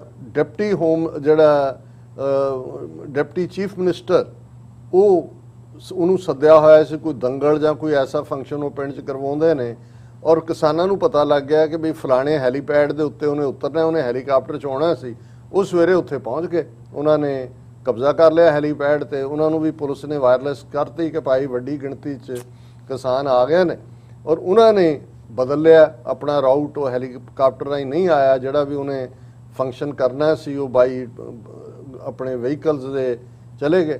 ਹੁਣ ਇਸ ਗੱਲ ਦਾ ਉਹਨੂੰ ਹੋਮ ਮਿਨਿਸਟਰ ਨੂੰ ਲੱਗਾ ਕਿ ਵੀ ਜਿਹੜਾ ਮੇਰੇ ਹਲਕੇ 'ਚ ਇੰਨਾ ਵੱਡਾ ਹੋ ਜਾਏ, ਹੁਣ ਜਿਵੇਂ ਗੁੰਡੇ ਨੂੰ ਹੁੰਦਾ ਵੀ ਮੈਨੂੰ ਆ ਕੇ ਲਲਕਾਰ ਦਿੱਤਾ, ਔਰ ਉੱਥੋਂ ਹੀ ਇਹ ਧਈਆ ਕਰਕੇ ਉੱਥੇ ਉਹਨਾਂ ਦਾ ਫੰਕਸ਼ਨ ਖਤਮ ਹੋ ਗਿਆ। ਇਧਰ ਹੈਲੀਪੈਡ ਵਾਲਾ ਜਦੋਂ ਮੋਰਚਾ ਫਤਿਹ ਹੋ ਗਿਆ ਉੱਥੇ ਉਤਰਿਆ ਹੀ ਨਹੀਂ, ਔਰ ਇਹਨਾਂ ਨੇ ਜਿਹੜੇ ਕਿਸਾਨ ਲੀਡਰ ਸੀ ਉਹਨਾਂ ਨੇ ਆਪਣਿਆਂ ਨੂੰ ਕਿਹਾ ਕਿ ਭਾਈ ਤੁਸੀਂ ਹੁਣ ਘਰਾਂ ਨੂੰ ਜਾਓ, ਆਪਣਾ ਇਸ ਤੋਂ ਨਹੀਂ, ਹਾਂ ਤੁਸੀਂ ਸੜਕ ਤੇ ਜੇ ਤੁਹਾਨੂੰ ਕੋਈ ਵਹੀਕਲ ਵਗੈਰਾ ਬੀਜੇਪੀ ਲੀਡਰਾਂ ਦੀ ਨਜ਼ਰ ਆਏ ਕਾਲੇ ਝੰਡੇ ਦਿਖਾ ਦੇਣ।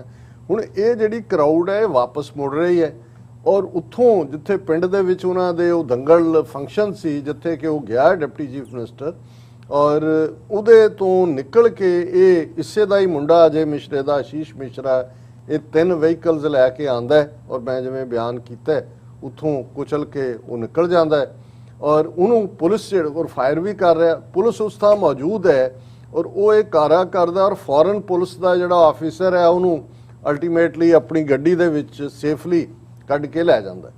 ਔਰ ਜਿਹੜੇ ਕਿਉਂਕਿ 4 ਕਿਸਾਨ ਮਰੇ ਨੇ, 4 ਜਿਹੜੇ ਦੂਸਰੇ ਨੇ, ਔਰ ਬੀਜੇਪੀ ਵੱਲੋਂ ਕਿਹਾ ਜਾ ਰਿਹਾ ਕਿ ਜੀ ਇਹ ਸਾਡੇ ਜਿਹੜੇ 3-4 ਸੀ ਉਹ ਗੱਡੀਆਂ ਕਾਬੂ ਆ ਗਈਆਂ ਉਹਨਾਂ ਦੇ, ਉਹਨਾਂ ਨੂੰ ਕੁੱਟ-ਕੁੱਟ ਕੇ ਮਾਰਤਾ। ਹਾਲਾਂਕਿ ਇਸ ਗੱਲ ਦੀ ਜ਼ਿਆਦਾ ਪੋਸੀਬਿਲਿਟੀ ਹੈ ਕਿ ਉਹ ਜਿਹੜੇ ਨੇ ਗੱਡੀ ਉਲਟੀ, ਕਿਉਂਕਿ ਜਦੋਂ ਤੁਸੀਂ ਹੁਣ ਇਸ ਤਰ੍ਹਾਂ ਘੁਮਾ ਰਹੇ ਹੁੰਦੇ ਹੋ ਕਿ ਵੀ ਤੁਸੀਂ ਦੜ ਰਹੇ ਹੋ, ਔਰ ਉਹਦੇ ਥੱਲੇ ਹੀ ਹੋਇਆ। ਲੇਕਿਨ ਇਹਦੇ 'ਚ ਕੋਈ ਸ਼ੱਕ ਨਹੀਂ ਹੈ ਕਿ ਕਿਸਾਨਾਂ ਨੇ ਜਵਾਬੀ ਕਾਰਵਾਈ ਵੀ ਕੀਤੀ ਹੋਗੀ। ਗੱਡੀਆਂ 2-3 ਉਹਨਾਂ ਦੀਆਂ, ਜਿਹੜੀ ਗੱਡੀ ਨੇ ਕਿਸਾਨਾਂ ਨੂੰ ਸ਼ਹੀਦ ਕੀਤਾ ਉਹ ਵੀ ਉਹਨਾਂ ਨੇ ਅੱਗ ਲਾਈ, ਔਰ ਕੁੱਲ ਬੜਾ ਇੱਕ ਉਹਨਾਂ 'ਚ ਜਰਨਲਿਸਟ ਹੈ, 4 ਕਿਸਾਨ ਨੇ, 3 ਜਿਹੜੇ ਨੇ ਉਹ ਬੀਜੇਪੀ ਵਾਲੇ ਕਹਿੰਦੇ ਨੇ ਸਾਡੇ ਬੰਦੇ ਨੇ। ਹੁਣ ਇਹ ਤਾਂ ਇਸ ਦਾ ਇੱਕ ਪਾਰਟ ਹੈ, ਲੇਕਿਨ ਜਦੋਂ ਅਸੀਂ ਇਹ ਕਹਿੰਦੇ ਹਾਂ ਕਿ ਵੀ ਬੀਜੇਪੀ ਨੇ ਇਹ ਕੰਸਪਾਇਰ ਕਰ ਲਿਆ, ਉਹਨਾਂ ਨੇ ਦੇਖਿਆ ਕਿ ਭਾਈ ਸਿੱਖਾਂ ਨੂੰ ਸਬਕ ਸਿਖਾਓ, ਇਹ ਉਹਦਾ ਹਿੱਸਾ ਹੈ।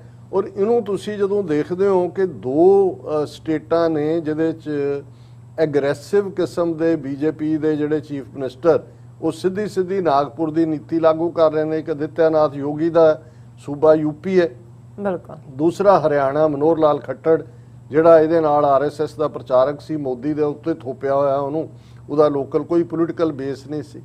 ਹੁਣ ਮਨੋਹਰ ਲਾਲ ਖੱਟੜ ਵੀ ਜਦੋਂ ਇੱਕ ਪਾਸੇ 3-4 ਦਿਨ ਪਹਿਲਾਂ ਇਹ ਜਿਹੜਾ ਅਜੇ ਮਿਸ਼ਰਾ ਇਹ ਕਹਿ ਰਿਹਾ ਕਿ ਜੀ ਮੈਂ ਸਬਕ ਸਿਖਾਵਾਂਗਾ ਔਰ ਤੁਹਾਨੂੰ ਇੱਥੋਂ ਜਿਹੜਾ ਉਹ ਭਜਾ ਦਿਆਂਗਾ ਇਸ ਸਾਰੇ ਇਲਾਕੇ ਚੋਂ, ਉਦੋਂ ਕਿ ਮਨੋਹਰ ਲਾਲ ਖੱਟੜ ਆਰਐਸਐਸ ਦੇ ਕਿਸਾਨ ਵਿੰਗ ਵਾਲਿਆਂ ਨੂੰ ਇਕੱਠਾ ਕਰਕੇ, ਜਿਹਦੀ ਵੀਡੀਓ ਅਗੇਨ ਵਾਇਰਲ ਹੈ, ਉਹ ਉਹਨਾਂ ਨੂੰ ਕਹਿ ਰਿਹਾ ਕਿ ਵੀ ਤੁਸੀਂ ਆਪਣੇ ਹਰ ਜ਼ਿਲ੍ਹੇ ਦੇ ਵਿੱਚ 700 ਤੋਂ 1000 ਬੰਦਾ ਖੜਾ ਕਰੋ।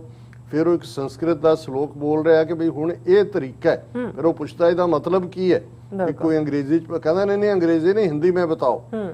ਉਹ ਫਿਰ ਹਿੰਦੀ ਵਾਲਾ ਕਹਿੰਦਾ ਹੈ ਕਿ ਜੈਸੇ ਕੋ ਤੈਸਾ, ਕਹਿੰਦਾ ਹਾਂ ਇनको सबक सिखा दो। ਹੁਣ ਇਹ ਹੈ ਕਿ ਵੀ ਬੀਜੇਪੀ ਨੇ ਅਲਟੀਮੇਟਲੀ ਇਹ ਫੈਸਲਾ ਕਰ ਲਿਆ ਹੈ ਕਿ ਵੀ ਇਹਨਾਂ ਨੂੰ ਇੱਕ ਤਾਂ ਇਹਦੇ ਨਾਲ ਜਦੋਂ ਵਾਇਲੈਂਸ ਹੋਏਗੀ, ਜਦੋਂ ਉਹ ਇਸ ਤਰ੍ਹਾਂ ਦੀ ਕਾਰਵਾਈ ਕਰਨਗੇ ਤੇ ਜ਼ਾਹਰ ਹੈ ਜਿਵੇਂ ਹੁਣ ਕਿਸਾਨਾਂ ਨੇ ਆਪਣੇ ਹੱਥ ਵੀ ਦਿਖਾਏ ਨੇ, ਜੇ 3 ਬੀਜੇਪੀ ਦੇ ਜਿਹੜੇ ਨਾਲ ਹੀ ਜਿਹੜੇ ਨੇ ਉਹ ਝਟਕਾ ਦਿੱਤੇ ਨੇ, ਤੇ ਜ਼ਾਹਰ ਹੈ ਕਿ ਵੀ ਇਹ ਉਹਨਾਂ ਨੇ ਹੁਣ ਦੱਸਣਾ ਵੀ ਸ਼ੁਰੂ ਕਰ ਦਿੱਤਾ ਹੈ ਕਿ ਵੀ ਅਸੀਂ ਲੋਕ ਜਿੰਨੇ ਮਰਜ਼ੀ ਕਿਸਾਨ ਲੀਡਰਸ਼ਿਪ ਸ਼ਾਂਤੀ ਕਰੀ ਜਾਏ ਬੈਠ ਕੇ। ਦੂਸਰਾ ਉਹ ਇਹ ਵੀ ਸਮਝਦੇ ਨੇ ਵੀ ਜਦੋਂ ਵਾਇਲੈਂਸ ਹੋਏਗੀ ਤੇ ਪੁਲਿਸ ਨੂੰ, ਔਰ ਹੁਣ ਇਹ ਸਾਰੇ ਜਿਹੜਾ ਇਲਾਕੇ ਦੇ ਵਿੱਚ ਸੈਂਟਰਲ ਯੂਪੀ ਚ ਸੀਆਰਪੀਐਫ ਦੀਆਂ ਕਿੰਨੀਆਂ ਕੰਪਨੀਆਂ ਲਿਆ ਕੇ ਲਾ ਦਿੱਤੀਆਂ, ਦਫਾ 144 ਲਾਤੀ, ਪ੍ਰਿਯੰਕਾ ਨੂੰ ਰੋਕ ਲਿਆ ਰਾਹ ਦੇ ਵਿੱਚ, ਦੂਜਿਆਂ ਨੂੰ ਰੋਕ ਲਿਆ। ਪੰਜਾਬ ਦਾ ਚੀਫ ਮਿਨਿਸਟਰ ਨੇ ਆਪਣਾ ਡਿਪਟੀ ਚੀਫ ਮਿਨਿਸਟਰ ਔਰ ਦੂਸਰਾ ਹੈਲੀਕਾਪਟਰ ਉਤਰਨਾ ਸੀ, ਉਹਨਾਂ ਨੇ ਕਿਹਾ ਨਹੀਂ ਅਸੀਂ ਉਤਰਨ ਨਹੀਂ ਦੇਣਾ, ਕਿਸੇ ਨੂੰ ਆਣ ਨਹੀਂ ਦਿੱਤਾ, ਇਹ ਉਹ ਕਰਕੇ। ਸੋ ਮਤਲਬ ਇਹ ਹੈ ਕਿ ਵੀ ਇਹਨਾਂ ਦਾ ਆਉਣ ਵਾਲੇ ਪੀਰੀਅਡ ਦੇ ਵਿੱਚ ਇਹ ਪਾਰਟ ਹੋਰ ਵੀ ਹੋਏਗਾ। ਪਰ ਹੁਣ ਮੈਂ ਕਨਕਲੂਜਨ ਤੋਂ ਪਹਿਲਾਂ ਜੇ ਮੈਂ ਫੇਲਿਅਰ ਦੀ ਗੱਲ ਕਰਾਂ ਤੇ ਫੇਲਿਅਰ ਸਭ ਤੋਂ ਵੱਡੀ ਇਹ ਹੈ ਕਿ ਇਸ ਘਟਨਾ ਨੇ ਇੱਕ ਵਾਰ ਇਵੇਂ ਲੱਗਦਾ ਸੀ ਕਿ ਸਾਰੇ ਪਾਸੇ ਇਸ ਦੀ ਅੱਗ ਫੈਲੇਗੀ ਔਰ ਸਰਕਾਰ ਜਿਹੜੀ ਹੈ ਉਹਨਾਂ ਨੂੰ ਝੁਕਾ ਲਿਆ ਜਾਏਗਾ।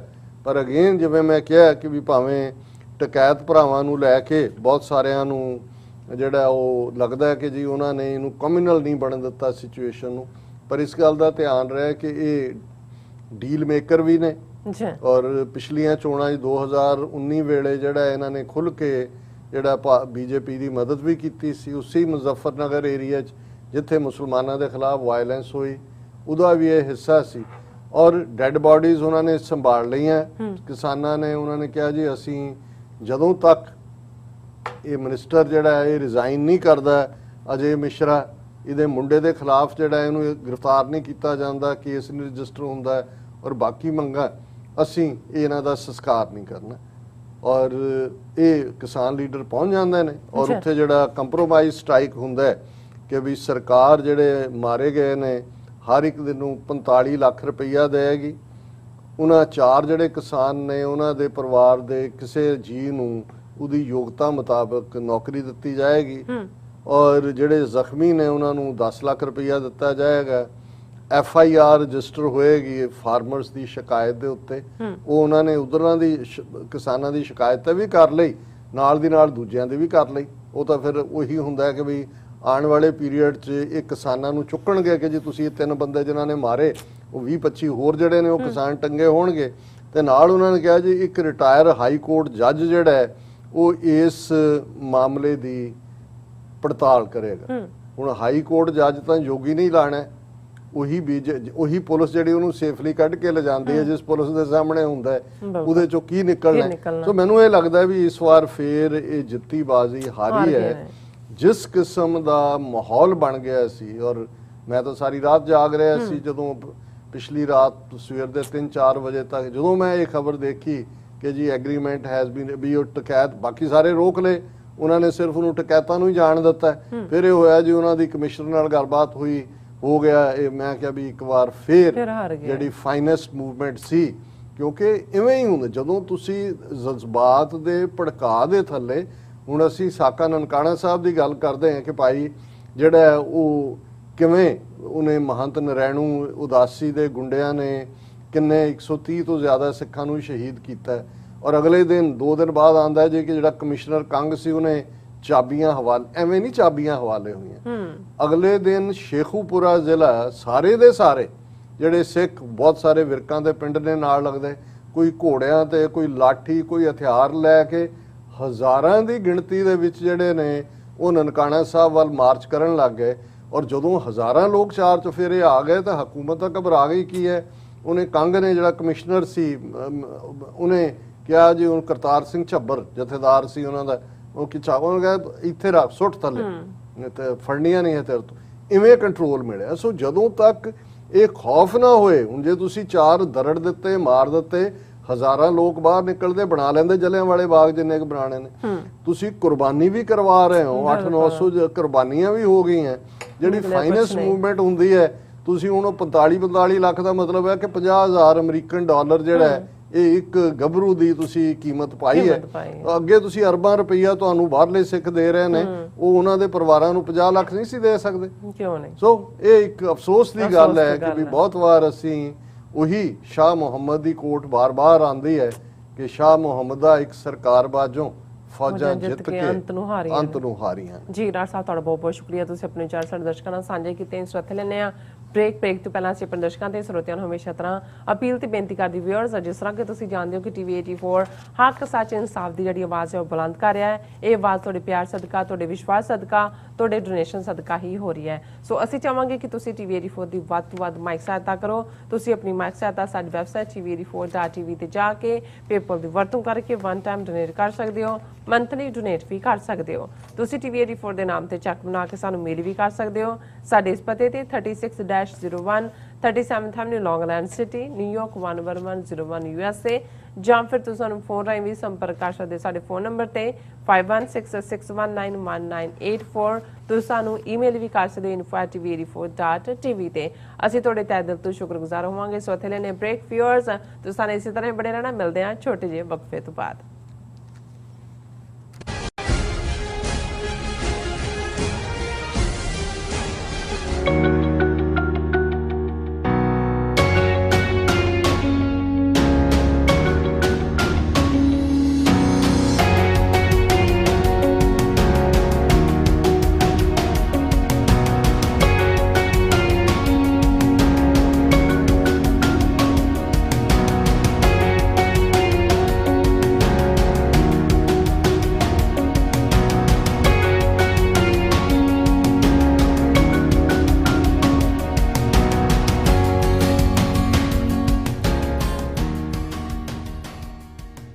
ਪੰਜਾਬ ਇੰਡੀਪੈਂਡੈਂਸ ਰੈਫਰੈਂਡਮ ਦੀਆਂ ਵੋਟਾਂ 31 ਅਕਤੂਬਰ ਨੂੰ ਲੰਡਨ ਤੋਂ ਪੈਣੀਆਂ ਸ਼ੁਰੂ ਹੋਣਗੀਆਂ। ਯੂਕੇ 'ਚ ਵਸਦੇ ਸਿੱਖਾਂ ਨੂੰ ਬੇਨਤੀ ਹੈ ਕਿ ਵੋਟਾਂ ਪਾਉਣ ਲਈ ਵਹੀਰਾਂ ਘੱਤ ਕੇ 31 ਅਕਤੂਬਰ ਨੂੰ ਲੰਡਨ ਪਹੁੰਚੋ। ਪੋਲਿੰਗ ਬੂਥਾਂ ਦੀਆਂ ਲੋਕੇਸ਼ਨ ਅਤੇ ਹੋਰ ਸ਼ਹਿਰਾਂ ਵਿੱਚ ਵੋਟਾਂ ਦੀਆਂ ਤਰੀਕਾਂ ਜਾਣਨ ਲਈ ਕਾਲ ਕਰ ਸਕਦੇ ਹੋ 07538089986 ਜਾਂ ਲੌਗਇਨ ਕਰ ਸਕਦੇ ਹੋ London #4 khalistan.uk london4khalistan.uk। Signature truck service route 81 ਉੱਤੇ ਐਗਜ਼ਿਟ 235 ਤੇ ਟਰੱਕਰ ਵੀਰਾਂ ਲਈ 24 ਘੰਟੇ ਰੋਡ ਸਰਵਿਸ ਦੀ ਸੁਵਿਧਾ ਮੌਜੂਦ। Heavy duty repair, oil change, ਪੁਰਾਣੇ ਅਤੇ ਨਵੇਂ tyre, computer diagnostic, DPF cleaning, brake service ਜਾਂ ਰਸਤੇ ਵਿੱਚ ਆਈ ਹਰ ਤਰ੍ਹਾਂ ਦੀ ਰਿਪੇਅਰ ਪ੍ਰੋਫੈਸ਼ਨਲ ਟੀਮ ਵੱਲੋਂ ਕੀਤੀ ਜਾਂਦੀ ਹੈ। ਬ੍ਰੇਕਫਾਸਟ, ਲੰਚ ਅਤੇ ਡਿਨਰ ਲਈ ਪੰਜਾਬੀ ਢਾਬੇ ਦਾ ਆਨੰਦ ਵੀ ਮਾਣੋ। ਡਰਾਈਵਰ ਅਤੇ ਟਰੱਕ ਆਪਰੇਟਰ ਵੀਰ ਡਿਸਪੈਚ ਦੀ ਸਰਵਿਸ ਲਈ ਸਾਡੇ ਨਾਲ ਸੰਪਰਕ ਕਰਨ। Signature truck service 58 triangle drive, Weyers Cave, Virginia 24486।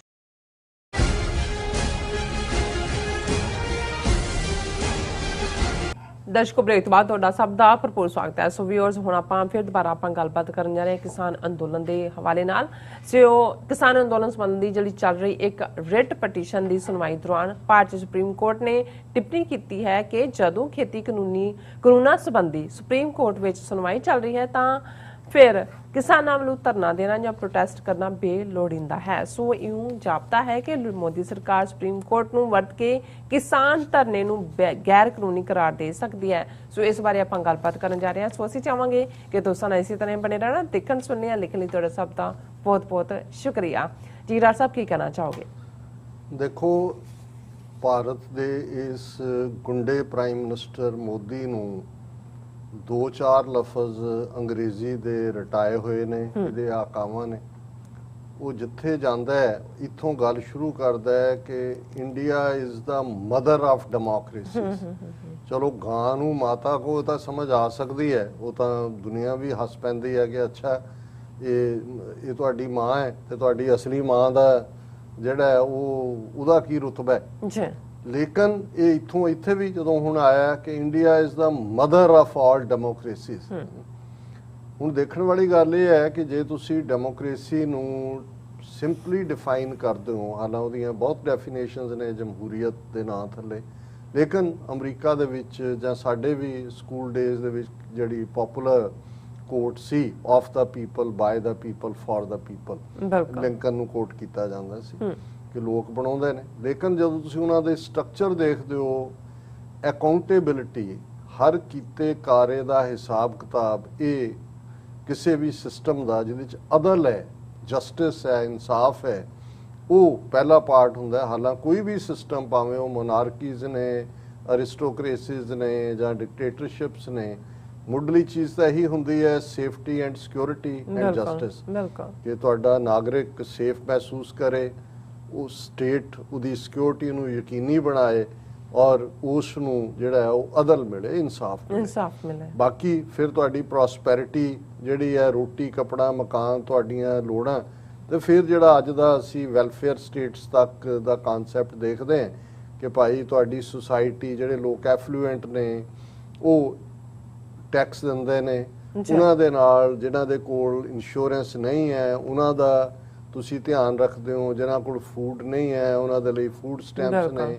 ਇਸੇ ਲਈ ਫਿਰ ਡੈਮੋਕ੍ਰੇਸੀਜ਼ ਨੇ, ਜਿਵੇਂ ਅਮਰੀਕਾ 'ਚ ਅਸੀਂ ਚੈਰੀਟੇਬਲ ਆਰਗੇਨਾਈਜੇਸ਼ਨਸ ਦੇਖਦੇ ਹਾਂ ਕਿ ਭਾਈ ਜੇ ਤੁਸੀਂ ਆਪਣੀ ਕਮਾਈ ਚੈਰੀਟੇਬਲ ਨੂੰ ਦਿੰਦੇ ਹੋ, ਤੁਸੀਂ ਟੈਕਸ ਦੇ ਵਿੱਚ ਉਹਨੂੰ ਕਲੇਮ ਕਰ ਸਕਦੇ ਹੋ, ਉਹਦੇ ਤੇ ਕੋਈ ਟੈਕਸ ਨਹੀਂ ਲੱਗਦਾ ਚੈਰੀਟੇਬਲ ਨੂੰ। ਉਹਦੇ ਨਾਲ ਚੈਰਿਟੀ ਵੀ ਹੁੰਦੀ ਹੈ ਔਰ ਤੁਹਾਨੂੰ ਵੀ ਇਹ ਫੀਲਿੰਗ ਹੁੰਦੀ ਹੈ ਕਿ ਤੁਸੀਂ ਫੈਲੋ। ਸੋ ਇਹ ਸਾਰੇ ਸਿਸਟਮ ਨੇ ਜਿਨ੍ਹਾਂ ਦੇ।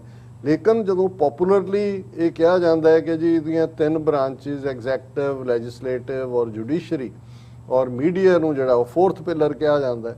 ਹੁਣ ਇਹ ਜਿਹੜੀ ਸੋ ਕਾਲਡ ਜਮਹੂਰੀਅਤ ਦੀ ਮਾਂ ਕਹਿਣ ਵਾਲੇ, ਜਿਸ ਨੂੰ ਜੇ ਤੁਸੀਂ ਰਿਪੋਰਟਰਸ ਵਿਦਆਊਟ ਬਾਰਡਰਸ ਦੇਖੋ ਤੇ 142ਵੇਂ ਨੰਬਰ ਤੇ ਭਾਰਤ ਦੇ ਮੀਡੀਆ ਨੂੰ ਰੱਖਿਆ ਹੋਇਆ ਪਾਰਸ਼ਲ ਫ੍ਰੀ ਦੇ ਥੱਲੇ, ਉਤੋਂ ਅੰਦਾਜ਼ਾ ਲਾ ਲਓ। ਔਰ ਹੁਣ ਤਾਂ ਅਸੀਂ ਜਿਵੇਂ ਲਖੀਮਪੁਰ ਖੀਰੀ ਦੀ ਗੱਲ ਕੀਤੀ, ਜੋ ਵੀ ਖਬਰਾਂ ਸਾਨੂੰ ਆਈਆਂ ਨੇ ਉਹ ਜਾਂ ਸੋਸ਼ਲ ਮੀਡੀਆ ਹੈ ਤੇ ਜਾਂ ਜਿਹੜੇ ਕੋਈ ਜਾਗਦੀਆਂ ਜ਼ਮੀਰਾਂ ਵਾਲੇ ਜਰਨਲਿਸਟ ਛੱਡ ਕੇ ਜਿਹੜੇ ਖੁਦ ਯੂਟਿਊਬਰ ਬਣ ਗਏ ਉਹਨਾਂ ਰਾਹੀਂ ਆਏ। ਹੁਣ ਪਿਛਲੇ 10-12 ਘੰਟੇ ਤੋਂ WhatsApp, Instagram, ਫੇਸਬੁੱਕ ਇਹ ਸਾਰੇ ਵੀ ਬੰਦ ਨੇ। ਹਾਲਾਂਕਿ ਕਿਹਾ ਜਾ ਰਿਹਾ ਕਿ ਜੀ ਕੋਈ ਗਲੋਬਲ ਗਲਿਚ ਹੋ ਗਈ, ਉਹਨਾਂ ਨੇ ਵੀ ਕਿਹਾ ਹੋ ਸਕਦਾ ਇਹਦੇ ਵਿੱਚ ਕਾਫੀ, ਕਿਉਂਕਿ ਹੁਣ ਉੱਥੇ ਉਹਨਾਂ ਦੇ ਸ਼ੇਅਰ ਵੀ ਵਿੱਚ ਬੜੇ ਹੋਏ ਨੇ ਤੇ ਇਹਨਾਂ ਦੇ ਟੈਕੀ ਵੀ ਵਿੱਚ ਬੜੇ ਹੋਏ ਨੇ ਕਿ ਵੀ ਇਹ ਕਿਉਂਕਿ ਲਖੀਮਪੁਰ ਖੀਰੀ ਤੋਂ ਲੈ ਕੇ 6 ਜ਼ਿਲ੍ਹਿਆਂ 'ਚ ਤਾਂ ਇੰਟਰਨੈਟ ਉਹਨਾਂ ਨੇ ਰਾਈਟ ਅਵੇ ਬੰਦ ਕਰਤਾ ਸੀ, ਫੋਨ ਵੀ ਜੈਮ ਕਰ ਦਿੱਤੇ ਸੀ। ਸੋ ਮੈਨੂੰ ਕੋਈ ਹੈਰਾਨੀ ਨਹੀਂ ਹੋਏਗੀ ਕਿ ਇਸ ਵੇਲੇ ਉਹ ਇਸ ਹੱਦ ਤੱਕ ਵਿੱਚ ਬੜੇ ਹੋਏ ਨੇ ਕਿ ਇਹ ਬਾਹਰਲੇ ਸਾਰਿਆਂ ਨੂੰ ਵੀ ਅਪਸੈਟ ਕਰ ਸਕਦੇ ਨੇ। ਲੇਕਿਨ ਜੇ ਅਸੀਂ ਇਹ ਦੇਖੀਏ ਵੀ ਮੀਡੀਆ ਨੇ ਜਿਹੜੇ ਉਹਨਾਂ ਦੇ ਉੱਥੇ ਗੋਦੀ ਮੀਡੀਆ ਬੈਠਾ ਹੈ, ਉਹ ਤਾਂ ਇਹਨੂੰ ਉਹੀ ਬਣਾ ਰਿਹਾ, ਕੁਪਦਰਵ ਕਰਤਾ ਖਾਲਿਸਤਾਨੀ। ਹੁਣ ਉਹਦੇ 'ਚ 2-4 ਜਿਹੜੇ ਨੌਜਵਾਨ ਨੇ ਉਹਨਾਂ ਨੇ ਭਿੰਡਰਾਂ ਵਾਲਿਆਂ ਦੀ ਟੀ-ਸ਼ਰਟ ਪਾਈ ਹੋਈ ਹੈ ਜਿਹਦੇ ਤੇ ਕੈਮਰਾ ਬਾਰ-ਬਾਰ ਲਾ ਰਹੇ ਨੇ, ਬੱਬਰ ਖਾਲਸਾ ਬੱਬਰ ਖਾਲਸਾ, ਔਰ ਉਪद्रव ਮਚਾ ਦਿਆ उन्होंने, किसानों ने ये कर दिया वो कर दिया। ਉਹ ਤਾਂ ਆਪਣੇ ਕੰਮ ਤੇ ਲੱਗੇ ਹੋਏ ਨੇ। ਹਾਲਾਂਕਿ ਜਿਹੜਾ ਨੈਰੇਟਿਵ ਮੈਂ ਸਮਝਦਾ ਹਾਂ ਵੀ ਉੱਥੇ ਜਿਹੜੇ ਯੂਟਿਊਬਰਸ ਨੇ ਔਰ ਕਿਸੇ ਹੱਦ ਤੱਕ NDTV ਦਾ ਇਹਦੇ ਤੇ ਪੋਜ਼ਿਟਿਵ ਰਿਹਾ। ਹਾਲਾਂ ਇਨ ਦਾ ਐਂਡ ਆਫ ਦਾ ਡੇ ਉਹਨਾਂ ਨੂੰ ਵੀ ਖਾਲਿਸਤਾਨ ਲਫ਼ਜ਼ ਨਾਲ, ਹੁਣ ਜਿਵੇਂ ਉਹ ਇੱਕ ਉਹਨਾਂ ਦਾ ਰਿਪੋਰਟਰ ਵੱਡੇ ਇਸ ਕਿਸਮ ਦੇ ਨੈਟਵਰਕ ਦਾ, ਉਹ ਇੱਕ ਨੂੰ ਇੰਟਰਵਿਊ ਕਰ ਰਿਹਾ, ਉਹਨੂੰ ਉਹ ਪੁੱਛ ਰਿਹਾ ਕਿ ਜੀ ਕੀ ਉਹ ਸਾਰਾ ਬੜੀ ਚੇਸਟ ਹਿੰਦੀ 'ਚ ਦੱਸ ਰਿਹਾ।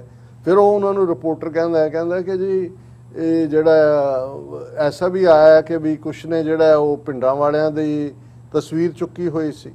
ਹੁਣ ਉਹ ਬੇਸ਼ੱਕ ਸਿੱਖੀ ਸਰੂਪ 'ਚ ਵੀ ਨਹੀਂ ਹੈ ਜਿਹੜਾ ਜਵਾਬ ਦੇ ਰਿਹਾ, ਉਹ ਕਹਿੰਦਾ ਫਿਰ ਕੀ ਹੋ ਗਿਆ, ਪਿੰਡਾਂ ਵਾਲਿਆਂ ਨੇ ਕਿਹੜਾ, ਉਹਨਾਂ ਨੇ ਤਾਂ ਸੈਂਟਰ ਸਟੇਟ ਜ਼ਬਰ ਦੇ ਖਿਲਾਫ। ਉਹ ਇੱਕਦਮ ਸ਼ੌਕ 'ਚ ਚਲਾ ਜਾਂਦਾ ਜਿਹੜਾ ਰਿਪੋਰਟਰ ਹੈ, ਉਹ ਸ਼ਾਇਦ ਲਾਈਵ ਕਰ ਰਿਹਾ ਸੀ, ਉਹਨੂੰ ਲੱਗਦਾ। ਤੇ ਉਹ ਅੱਗੋਂ ਕਹਿੰਦਾ ਜੇ ਨਥੂਰਾਮ ਗੋਡਸੇ ਦੀ ਜਿਹੜੀ ਆ, ਕਿਉਂਕਿ 2 ਅਕਤੂਬਰ ਹੋ ਕੇ ਹਟਿਆ ਗਾਂਧੀ ਦਾ ਜਨਮ ਦਿਨ, ਨਥੂਰਾਮ ਗੋਡਸੇ ਦੇ ਬੁੱਤ ਤੇ ਜਾ ਕੇ ਹਿੰਦੂ ਮਹਾਸਭਾ ਨੇ ਹਾਰ ਚੜਾਏ ਨੇ। ਸਾਧਵੀ ਪ੍ਰਗਿਆ ਵਰਗੀ MP ਦੂਜੀ ਉਹ ਵੀ ਉੱਥੇ ਹੁੰਦੀ ਹੈ। ਤੇ ਉਹ ਕਹਿੰਦਾ ਵੀ ਜੇ ਗੋਡਸੇ ਨੂੰ ਹਾਰ ਪਾਏ ਜਾ ਸਕਦੇ ਨੇ ਤੇ ਪਿੰਡਾਂ ਵਾਲੇ ਤਾਂ, ਉਹ ਕਹਿੰਦੇ ਇਹ ਦੋਨੋਂ ਹੀ ਗਲਤ ਹੈ। ਉਹ ਪੱਤਰਕਾਰ ਕਹਿੰਦਾ।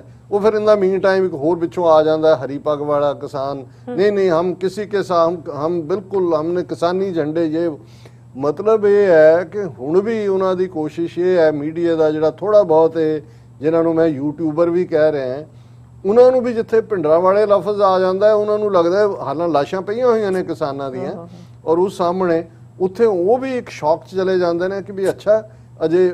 ਹਾਲਾਂਕਿ ਹਰ ਜਿਹੜਾ ਵੀ ਥੋੜਾ ਬਹੁਤ ਸਿੱਖ ਸਾਈਕੀ ਨੂੰ ਸਮਝਦਾ ਹੈ, ਉਹਨੂੰ ਪਤਾ ਹੈ ਵੀ ਲੜ ਤਾਂ ਸਿੱਖ ਸਪਿਰਿਟ ਰਹੀ ਹੈ, ਉਹ ਲਖੀਮਪੁਰ ਖੀਰੀ 'ਚ ਲੜ ਰਹੀ ਹੈ ਕਿ ਦਿੱਲੀ 'ਚ ਲੜ ਰਹੀ ਹੈ ਕਿ ਹਰਿਆਣੇ 'ਚ ਲੜ ਰਹੀ ਹੈ, ਜਾਂ ਕੱਲ ਨੂੰ ਅਸੀਂ ਭਾਰਤ ਦੀ ਗਲੀ 'ਚ ਲੜਾਂਗੇ ਇਹਨਾਂ ਦੇ ਨਾਲ। ਇਹ ਉਹੀ ਸਿੱਖੀ ਸਪਿਰਿਟ ਹੈ ਜਿਹਨੇ ਸਾਨੂੰ ਇਹ ਸਿਖਾਇਆ ਹੋਇਆ ਹੈ ਕਿ ਖਾਲਸਾ ਸੋਏ ਜੋ ਨਿਰਧਨ ਕੋ ਪਾਲੇ, ਖਾਲਸਾ ਸੋਏ ਜੋ ਦੁਸ਼ਟ ਕੋ ਗਾਲੇ। ਕਿ ਜਿਹੜਾ ਨਿਰਧਨ ਦਾ ਪ੍ਰਤੀਪਾਲਕ ਹੈ, ਡਾਊਨ ਟ੍ਰੋਡਨ ਦੇ ਨਾਲ ਖੜਾ ਤੇ ਟਾਇਰੈਂਟ ਦੀਆਂ ਅੱਖਾਂ 'ਚ ਅੱਖਾਂ ਪਾ ਕੇ ਉਹਨੂੰ ਚੈਲੰਜ ਕਰਨ ਦੀ ਹਿੰਮਤ ਰੱਖਦਾ। ਐਗਜ਼ੈਕਟਲੀ ਇਹੀ ਹੋ ਰਿਹਾ। ਲੇਕਿਨ ਚੌਥਾ ਪਿਲਰ ਤਾਂ ਵੈਸੇ ਹੀ ਗਾਇਬ। ਐਗਜ਼ੈਕਟਿਵ ਹੁਣ ਐਬਸੋਲੂਟ ਬਰੂਟ ਮੈਜੋਰਿਟੀ ਹੈ ਇਹਨਾਂ ਕੋਲ, 300+ ਲੈਜਿਸਲੇਟਿਵ ਤਾਂ ਇੱਕ ਜੋਕ ਬਣ ਗਿਆ। ਪਾਰਲੀਮੈਂਟ ਦੇ ਅੰਦਰ ਜਿਹੜੇ ਨੇ ਉਹ ਆਪੋਜੀਸ਼ਨ ਵਾਲਿਆਂ ਨੂੰ ਕੁੱਟਿਆ ਉਹਨਾਂ ਨੇ, ਟਾਸਕ ਫੋਰਸ ਸੱਦ ਕੇ। ਬਿਊਰੋਕਰੇਸੀ ਕੀ ਕਰ ਰਹੀ ਹੈ ਉਹ ਜ਼ਾਹਰ ਹੈ ਕਿ ਵੀ ਬਿਊਰੋਕਰੇਸੀ ਤਾਂ ਉਹੀ ਕੁਝ ਕਰਦੀ ਹੈ ਜੋ ਮਾਸਟਰ ਦੀ ਅੱਖ ਹੁੰਦੀ ਹੈ, ਆਕਾ ਦੀ ਅੱਖ। ਜੁਡੀਸ਼ਰੀ ਅਮਰੀਕਾ ਦੇ ਹਵਾਲੇ ਨਾਲ ਅਸੀਂ ਅਕਸਰ ਟਰੰਪ ਪੀਰੀਅਡ ਦੀ ਗੱਲ ਕਰਦੇ। ਹੁਣ ਜੇ ਇਮੀਗ੍ਰੇਸ਼ਨ ਰਿਲੇਟਡ ਜਾਂ ਕੋਈ ਜੇ 4 ਮੁਲਕਾਂ ਦੇ ਆਉਣ ਤੋਂ ਪਾਬੰਦੀ, ਦੂਜਾ ਹੁੰਦਾ ਕੋਰਟ ਸਟੇ ਦੇ ਦਿੰਦੇ ਨੇ, ਚੈਲੰਜ ਹੁੰਦਾ ਹੈ ਇਲੈਕਸ਼ਨ, ਰਿਗਡ ਇਲੈਕਸ਼ਨ, ਸਟੋਲਨ ਇਲੈਕਸ਼ਨ, ਫਲਾਣਾ 6-7 ਸਟੇਟਾਂ ਦੇ ਵਿੱਚੋਂ ਜਾ ਕੇ ਕਰਦਾ। ਉਹ ਕਹਿੰਦਾ ਵੀ ਨੋ ਫੇਅਰ, ਐਵਰੀਥਿੰਗ ਹੈਪਨਡ ਰਾਈਟ। ਸੋ ਇਹ ਹੈ ਜਦੋਂ ਅਸੀਂ ਜਮਹੂਰੀਅਤ ਦੀ ਬਿਊਟੀ ਦੀ ਗੱਲ ਕਰਦੇ ਹਾਂ ਕਿ ਵੀ ਇੱਕ ਧਿਰ ਨਫ਼ਰਤ ਵੀ ਫੈਲਾ ਸਕਦੀ ਹੈ ਜਿਵੇਂ ਟਰੰਪ ਈਰਾ 'ਚ ਆਈ, ਸੁਸਾਇਟੀ ਨੂੰ ਪੋਲਰਾਈਜ਼ ਵੀ ਕਰ ਸਕਦੀ ਹੈ, ਪਰ ਉਹ ਮੀਡੀਆ, ਜੁਡੀਸ਼ਰੀ ਔਰ ਇੰਸਟੀਟਿਊਸ਼ਨਸ ਜਿਹੜੀਆਂ ਨੇ ਉਹ ਬਲੈਕਮੇਲ ਹੋਣ ਤੋਂ ਨਾ ਕਰਦੀਆਂ ਨੇ। ਅਮਰੀਕਾ ਬਚ ਜਾਂਦਾ ਹੈ, ਬੈਕ ਔਨ ਦਾ ਟਰੈਕ ਚੜ ਜਾਂਦਾ।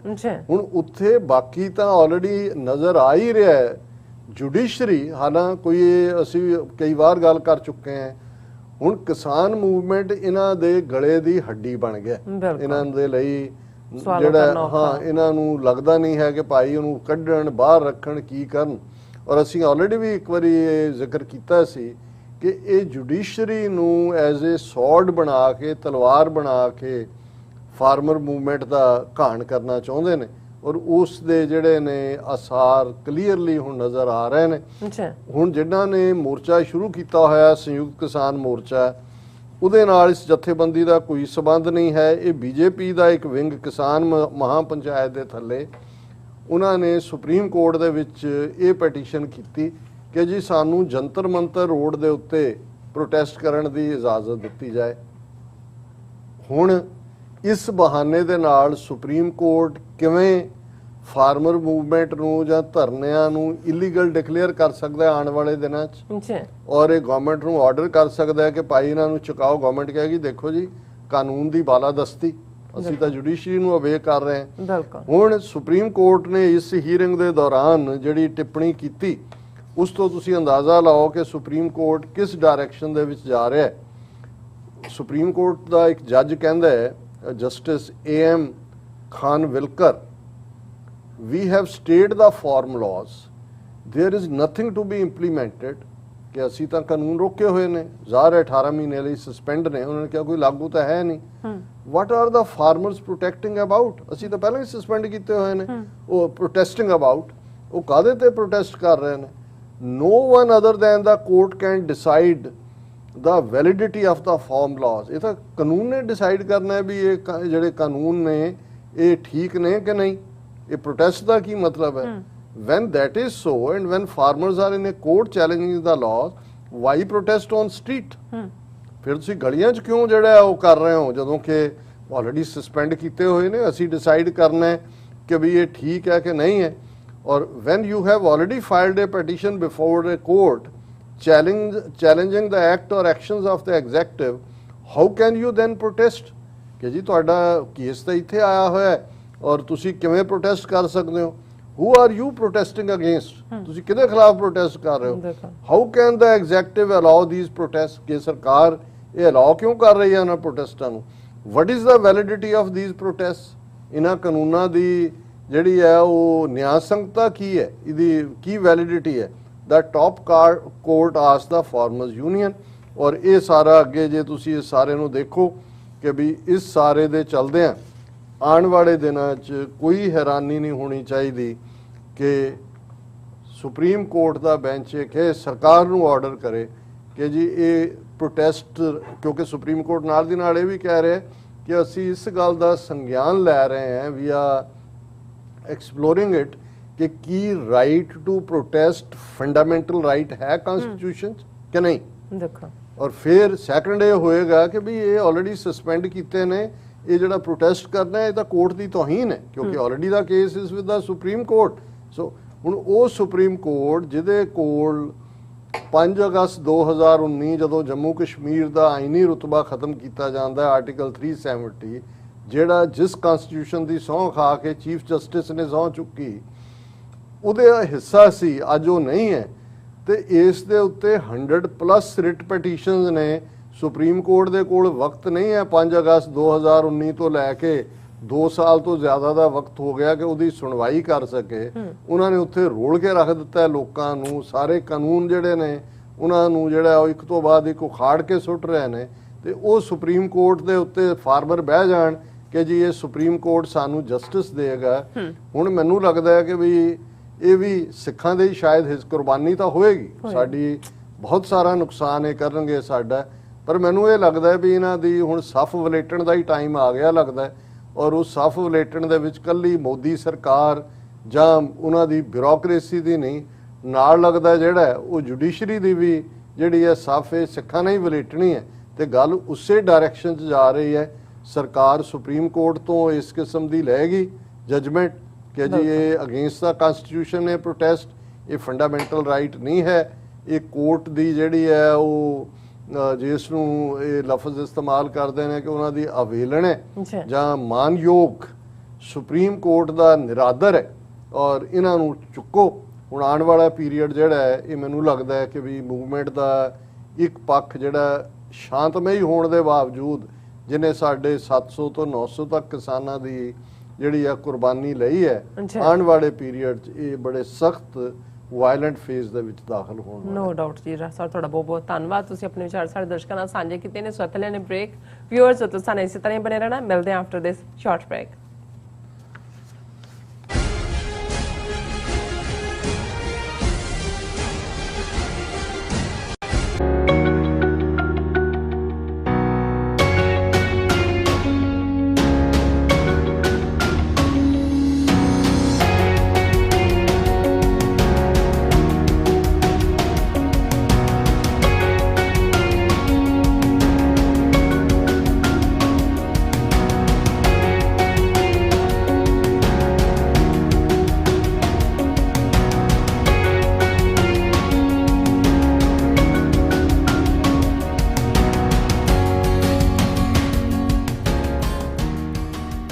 ਕੀ ਤੁਸੀਂ ਰੋਜ਼ਾਨਾ ਕੰਮ ਤੇ ਆਪਣਾ ਵਧੇਰੇ ਸਮਾਂ ਬਿਤਾਉਣ ਤੋਂ ਪਰੇਸ਼ਾਨ ਹੋ? ਆਪਣੀ ਪੂੰਜੀ ਨੂੰ ਕੰਮ ਤੇ ਲਗਾਓ, ਸਾਡੇ ਨਾਲ ਇਨਵੈਸਟ ਕਰੋ। ਅਸੀਂ ਤੁਹਾਡੀ ਪੂੰਜੀ ਤੋਂ ਤੁਹਾਡੇ ਲਈ ਵਧੇਰੇ ਪੈਸੇ ਬਣਾ ਸਕਦੇ ਹਾਂ। ਅਸੀਂ ਪ੍ਰਾਈਵੇਟ ਇਕੁਇਟੀ ਇਨਵੈਸਟਮੈਂਟ ਫਰਮ ਹਾਂ ਤੇ ਕਮਰਸ਼ੀਅਲ ਰੀਅਲ ਏਸਟੇਟ ਵਿੱਚ ਮਾਹਿਰ ਹਾਂ। Property management, leasing, asset management, commercial real estate investment ਵਿੱਚ ਸਾਰੀਆਂ ਸੇਵਾਵਾਂ ਲਈ ਅਮਰੀਕਾ ਭਰ ਵਿੱਚੋਂ ਤੁਸੀਂ ਸਾਡੇ ਤੱਕ ਪਹੁੰਚ ਕਰ ਸਕਦੇ ਹੋ। ਆਜ਼ਾਦ ਕਮਰਸ਼ੀਅਲ ਰੀਅਲਟੀ ਸਰਵਿਸਿਜ਼ ਤੇ Azad family trust, 701 north post oak road, suite number 204, Houston, Texas. ਤੁਸੀਂ ਸਾਨੂੰ ਸਾਡੇ ਫੋਨ ਨੰਬਰ 7136861277 ਤੇ ਵੀ ਸੰਪਰਕ ਕਰ ਸਕਦੇ ਹੋ। Azad commercial realty services.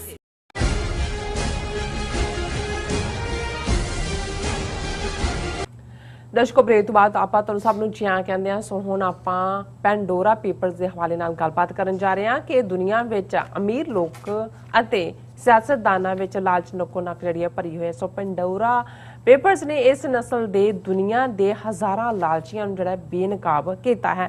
ਸੋ ਜਿਨ੍ਹਾਂ ਵਿੱਚ ਭਾਰਤ ਅਤੇ ਪਾਕਿਸਤਾਨ ਦੇ ਸਿਆਸਤਦਾਨ ਅਤੇ ਅੰਬਾਨੀ ਵਰਗੇ ਵਪਾਰੀ ਵੀ ਸ਼ਾਮਲ ਹਨ। ਮਸ਼ਹੂਰ ਕ੍ਰਿਕਟ ਜਿਹੜਾ ਖਿਡਾਰੀ ਭਾਰਤ ਰਤਨ ਸੁਨੀਲ ਗਾਵਸਕਰ ਦਾ ਨਾਮ ਵੀ ਇਸ ਲਿਸਟ ਵਿੱਚ ਆ ਰਿਹਾ ਹੈ। ਸੋ ਇਸ ਬਾਰੇ ਆਪਾਂ ਗੱਲਬਾਤ ਕਰਨ ਜਾ ਰਹੇ ਹਾਂ। ਸੋ ਅਸੀਂ ਚਾਹਾਂਗੇ ਕਿ ਤੁਸੀਂ ਇਸੇ ਤਰ੍ਹਾਂ ਹੀ ਬਣੇ ਰਹਿਣਾ। ਦੇਖਣ ਸੁਣੀਆਂ ਲਿਖਣ ਲਈ ਤੁਹਾਡਾ ਸਭ ਦਾ ਬਹੁਤ ਬਹੁਤ ਸ਼ੁਕਰੀਆ ਜੀ। ਡਾਕਟਰ ਸਾਹਿਬ, ਕੀ ਵਿਚਾਰਾਂ ਨੇ ਇਸ ਮੁੱਦੇ ਬਾਰੇ? ਦੇਖੋ, ਦੋ ਕਹਾਣੀਆਂ, ਇੱਕ ਬਿਬਲੀਕਲ ਜਿਹਦਾ ਸੋਰਸ ਬਾਈਬਲ ਹੈ, ਔਰ ਦੂਸਰਾ ਜਿਹਨੂੰ ਗ੍ਰੀਕ ਮਾਈਥੋਲੋਜੀ ਅਸੀਂ ਕਹਿੰਦੇ ਹਾਂ। ਗ੍ਰੀਸ ਮੁਲਕ, ਯੂਨਾਨ, ਜਿਹਦੇ ਲਈ ਸਾਡੇ ਜ਼ਿਆਦਾ ਨੇਟਿਵ ਇਹ ਲਫ਼ਜ਼ ਇਸਤੇਮਾਲ ਹੁੰਦਾ ਸੀ। ਦੋ ਕਹਾਣੀਆਂ ਜਿਹੜੀਆਂ ਬੇਸ਼ੱਕ ਔਰਤ ਨੂੰ ਛੁਟਿਆਉਂਦੀਆਂ ਨੇ। ਇਹਦੇ 'ਚ ਬਿਬਲੀਕਲ ਦੇ ਵਿੱਚ ਤਾਂ ਆਦਮ ਔਰ ਈਵ ਦੀ ਕਹਾਣੀ, ਉਹਦੇ 'ਚ ਵੀ ਹਰ ਬੁਰਾਈ ਦੀ ਜੜ ਔਰਤ ਨੂੰ ਸਾਬਤ ਕਰਨਾ ਇਹ ਮੇਲ ਡੋਮੀਨੈਂਟ ਸੁਸਾਇਟੀ ਦਾ ਸ਼ੁਰੂ ਤੋਂ ਉਹਨਾਂ ਦਾ ਇਹ ਤਰੀਕਾਕਾਰ ਰਿਹਾ, ਅੱਜ ਵੀ ਹੈ। ਲੇਕਿਨ ਉਹਨੂੰ ਜੇ ਮਜ਼ਹਬੀ ਨਾਂ ਦੇ ਥੱਲੇ ਰੱਖਿਆ ਉਹ ਤਾਂ ਬਾਈਬਲ ਨੇ। ਗ੍ਰੀਕ ਤਾਂ ਮਾਈਥੋਲੋਜੀ ਹੈ, ਮਿਥਿਹਾਸ ਹੈ ਜਾਂ ਫੋਕਲੋਰ ਦੇ ਵਿੱਚ ਹੈ। ਸੋ ਉਸ ਬਿਬਲੀਕਲ ਜਾਂ ਮੈਸੋਪੋਟਾਮੀਅਮ ਉਸ ਦੌਰ ਦੇ ਵਿੱਚ ਤਾਂ ਆਦਮ ਔਰ ਈਵ ਦੀ ਕਹਾਣੀ, ਫੋਰਬਿਡਨ ਫਰੂਟ, ਇਹ ਫਲ ਨਹੀਂ ਖਾਣਾ, ਈਡਨ ਦਾ ਗਾਰਡਨ, ਔਰ ਔਰਤ ਨੇ ਬੰਦੇ ਨੂੰ ਖਾਣ ਤੇ ਕਿਹਾ ਔਰ ਫਿਰ ਬਾਅਦ ਸੱਪ ਵਿੱਚ ਆ ਗਿਆ, ਉਹਨੇ ਔਰਤ ਨੂੰ ਚੱਕਿਆ। ਸੋ ਲੈ ਦੇ ਕੇ ਉਹ ਨਿਕਲਣਾ ਖੁਲਦ ਸੇ ਆਦਮ का सुनते आए हैं, लेकिन गालिब ने भी कहा कि भी ये सुनते आए हैं कि किवें खुद चो आदम निकलिया। हुण ਪੈਂਡੋਰਾ ਬਾਕਸ, ਹੁਣ ਪਿਛਲੇ 2 ਦਿਨ ਤੋਂ ਸਾਰੇ ਹੀ ਇਕੱਲਾ ਭਾਰਤ ਪਾਕਿਸਤਾਨ ਦਾ ਮੀਡੀਆ ਨਹੀਂ, ਗਲੋਬਲੀ ਜਿਹਦੀ ਸਭ ਤੋਂ ਜ਼ਿਆਦਾ ਚਰਚਾ ਹੈ, ਮੇਰਾ ਖਿਆਲ ਜਿਹੜੀ ਮੋਸਟ ਡਿਸਕਸਡ ਨਿਊਜ਼ ਹੈ ਇਨ ਦਾ ਟਾਕ ਸ਼ੋਜ਼, ਇਨ ਦਾ ਮੀਡੀਆ, ਔਰ ਇਹਦੇ 'ਚ ਵੀ ਕੋਈ ਸ਼ੱਕ ਨਹੀਂ ਹੈ ਕਿ ਬੜੀ ਮਿਹਨਤ ਦੇ ਨਾਲ ਉਹਨਾਂ ਨੇ ਇਸ ਸਾਰੇ ਨੂੰ, ਕਿੰਨੇ ਜਰਨਲਿਸਟ ਇਨਵੋਲਵ, 2-2.5 ਸਾਲ ਦੀ ਇਨਵੈਸਟੀਗੇਸ਼ਨ, ਪਰ ਇਹਦਾ ਨਾਂ ਰੱਖਿਆ ਗਿਆ ਪੈਂਡੋਰਾ ਪੇਪਰਸ। ਪੈਂਡੋਰਾ ਲਫ਼ਜ਼ ਹਾਲਾਂ ਉਸ ਤੋਂ ਕੁਝ ਸਾਲ ਪਹਿਲਾਂ ਜਿਸ ਦਾ ਸ਼ਿਕਾਰ ਨਵਾਜ਼ ਸ਼ਰੀਫ ਵੀ ਪਾਕਿਸਤਾਨ 'ਚ ਹੋਇਆ ਔਰ ਹੋਰ ਵੀ ਪੋਲੀਟੀਸ਼ੀਅਨ, ਉਦੋਂ ਪਨਾਮਾ ਪੇਪਰਸ ਆਏ ਸੀ।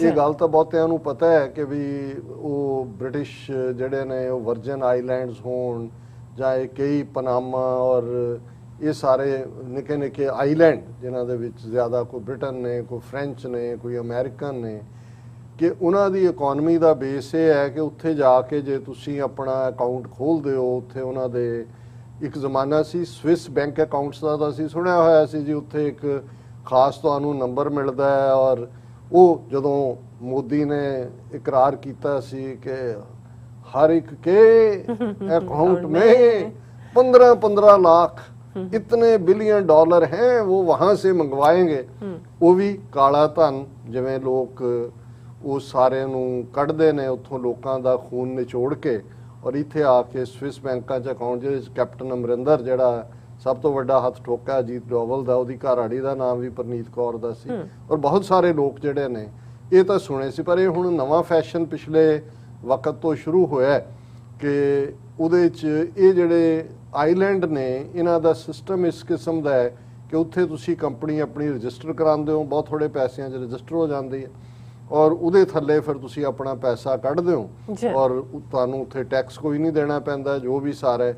ਸੋ ਇਹ ਇੱਕ ਵੱਡੇ ਪੈਮਾਨੇ ਤੇ ਦੁਨੀਆ ਦੇ ਖਾਸ ਤੌਰ ਤੇ ਵੱਡੇ ਵੱਡੇ corrupt politician, president, prime minister, ਅਮੀਰ ਲੋਕ ਦੂਜੇ ਤੀਜੇ, ਉਹਨਾਂ ਨੇ ਪੈਸਾ ਕੱਢਣ ਦਾ ਜਿਹੜਾ 2 ਨੰਬਰ ਦਾ ਪੈਸਾ ਹੈ ਉਹ ਇਹਨੂੰ ਕੱਢਿਆ ਜਾਂਦਾ। ਹੁਣ ਉਹਦੇ ਲਈ ਲਫ਼ਜ਼ ਜਿਹੜਾ ਉਹ ਮਨੀ ਲਾਂਡਰਿੰਗ ਇਸਤੇਮਾਲ ਹੁੰਦਾ ਹੈ। ਹੁਣ ਲਾਂਡਰ ਸਾਨੂੰ ਪਤਾ ਹੈ ਲਾਂਡਰੀ ਕਰਨਾ ਕਿਹਨੂੰ ਕਹਿੰਦੇ ਨੇ, ਗੰਦੇ ਕੱਪੜੇ ਜਿਹੜੇ ਨੇ ਧੋਤੇ ਜਾਂਦੇ ਨੇ।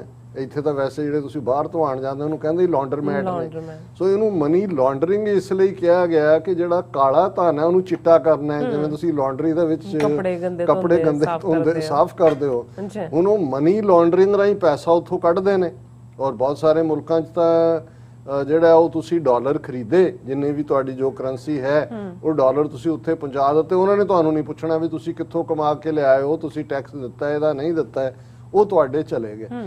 ਹੁਣ ਇਹਦੇ 'ਚ ਇੱਕ ਪਾਸੇ ਤਾਂ ਇਹ ਜਦੋਂ ਪਨਾਮਾ ਲੀਕਸ ਆਇਆ, ਕਿੰਨੇ ਮਿਲੀਅਨ ਪੇਪਰਸ ਲੀਕ ਹੋਏ, ਪਨਾਮਾ ਮੁਲਕ ਥੋੜਾ ਬਹੁਤ ਬਦਨਾਮ ਵੀ ਹੋਇਆ।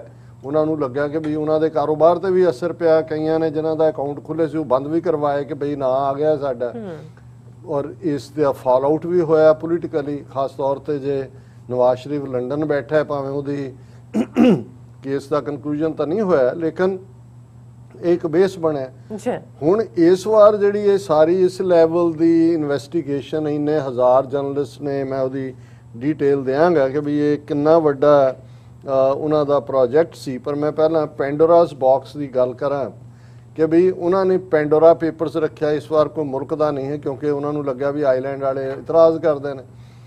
ਹੁਣ ਪੈਂਡੋਰਾ ਕੀ ਹੈ? ਇਹ ਗ੍ਰੀਕ ਮਾਈਥੋਲੋਜੀ ਦੀ ਕਹਾਣੀ, ਲਗਭਗ ਉਹੀ ਐਂਗਲ ਕਿ ਬਦਲਾ ਲੈਣ ਦੇ ਲਈ ਦੇਵਤਿਆਂ ਚੋਂ ਕਿਸੇ ਦਾ, ਕਿਉਂਕਿ ਜੇ ਤੁਸੀਂ ਗ੍ਰੀਕ ਮਾਈਥੋਲੋਜੀ ਤੇ ਹਿੰਦੂ ਦੇਵੀ ਦੇਵਤੇ ਦੇਖੋ ਤੇ ਕਈ ਵਾਰ ਇਹ ਲੱਗਦਾ ਹੁੰਦਾ ਵੀ ਇਹ ਹਿੰਦੂਆਂ ਦੇ ਦੇਵੀ ਦੇਵਤੇ ਗ੍ਰੀਕ ਨੇ ਉਧਾਰੇ ਲਏ ਕਿ ਗ੍ਰੀਕਸ ਦੇ ਹਿੰਦੂਆਂ ਨੇ ਲਏ, ਕਿਉਂਕਿ ਜਦੋਂ ਅਲੈਗਜ਼ੈਂਡਰ ਉੱਥੇ ਪਹੁੰਚਦਾ ਹੈ ਲਗਭਗ 2300-2400 ਸਾਲ ਪਹਿਲਾਂ, ਤੇ ਉਹ ਵੀ ਦੇਖਦੇ ਨੇ ਸਾਰੇ। ਔਰ ਮੈਨੂੰ ਲੱਗਦਾ ਕਿ ਵੀ ਇਹ ਕੋਈ ਨਾ ਕੋਈ ਹੈ ਇੱਕ ਦੂਜੇ ਦਾ, ਉਸ ਕਿਸਮ ਦੇ ਹੀ ਦੇਵਤਿਆਂ ਦੀਆਂ ਕਹਾਣੀਆਂ ਨੇ, ਉਹੀ ਉਹਨਾਂ ਦੀ ਮਾਈਥੋਲੋਜੀ ਦੇ ਵਿੱਚ ਨੇ। ਲੇਕਿਨ ਕੁੱਲ ਮਿਲਾ ਕੇ ਉਹਨਾਂ ਨੇ ਇੱਕ ਖੂਬਸੂਰਤ ਔਰਤ ਕ੍ਰੀਏਟ ਕੀਤੀ, ਪੈਂਡੋਰਾ ਉਹਦਾ ਨਾਂ ਸੀ। ਔਰ ਉਹਨੂੰ ਜਿਵੇਂ ਫੋਰਬਿਡਨ ਫਰੂਟ ਸੀ ਨਹੀਂ ਖਾਣਾ, ਇੱਕ ਬਾਕਸ ਜਿਹੜਾ ਉਹਨੂੰ ਦਿੱਤਾ ਜਿਹੜਾ ਬੜਾ ਖੂਬਸੂਰਤ ਸੀ, ਤਾਂ ਉਹਨੂੰ ਕਿਹਾ ਜੀ ਇਹਨੂੰ ਨਹੀਂ ਤੂੰ ਖੋਲਣਾ ਹੈ। ਔਰ ਉਹਦੀ ਅੱਗੋਂ ਕਹਾਣੀ ਹੈ ਕਿ ਜੀ ਉਹਨੂੰ ਪਨਿਸ਼ ਕਰਨਾ ਚਾਹੁੰਦਾ, ਉਹ ਕਿਉਰਿਓਸਿਟੀ। ਹੁਣ ਇਹਨੂੰ ਜਦੋਂ ਤੁਸੀਂ ਟੀਚਿੰਗ ਦੇ ਤੌਰ ਤੇ ਦੇਖਦੇ ਹੋ ਤੇ ਇੱਥੋਂ ਵਾਲੇ ਪੈਂਡੋਰਾਸ ਬਾਕਸ ਦੀ ਕਹਾਣੀ ਨੂੰ ਕਿਉਰਿਓਸਿਟੀ ਐਂਡ ਹੋਪ ਇਹਦੇ ਨਾਲ ਜੋੜ ਕੇ ਦੇਖਦੇ ਨੇ।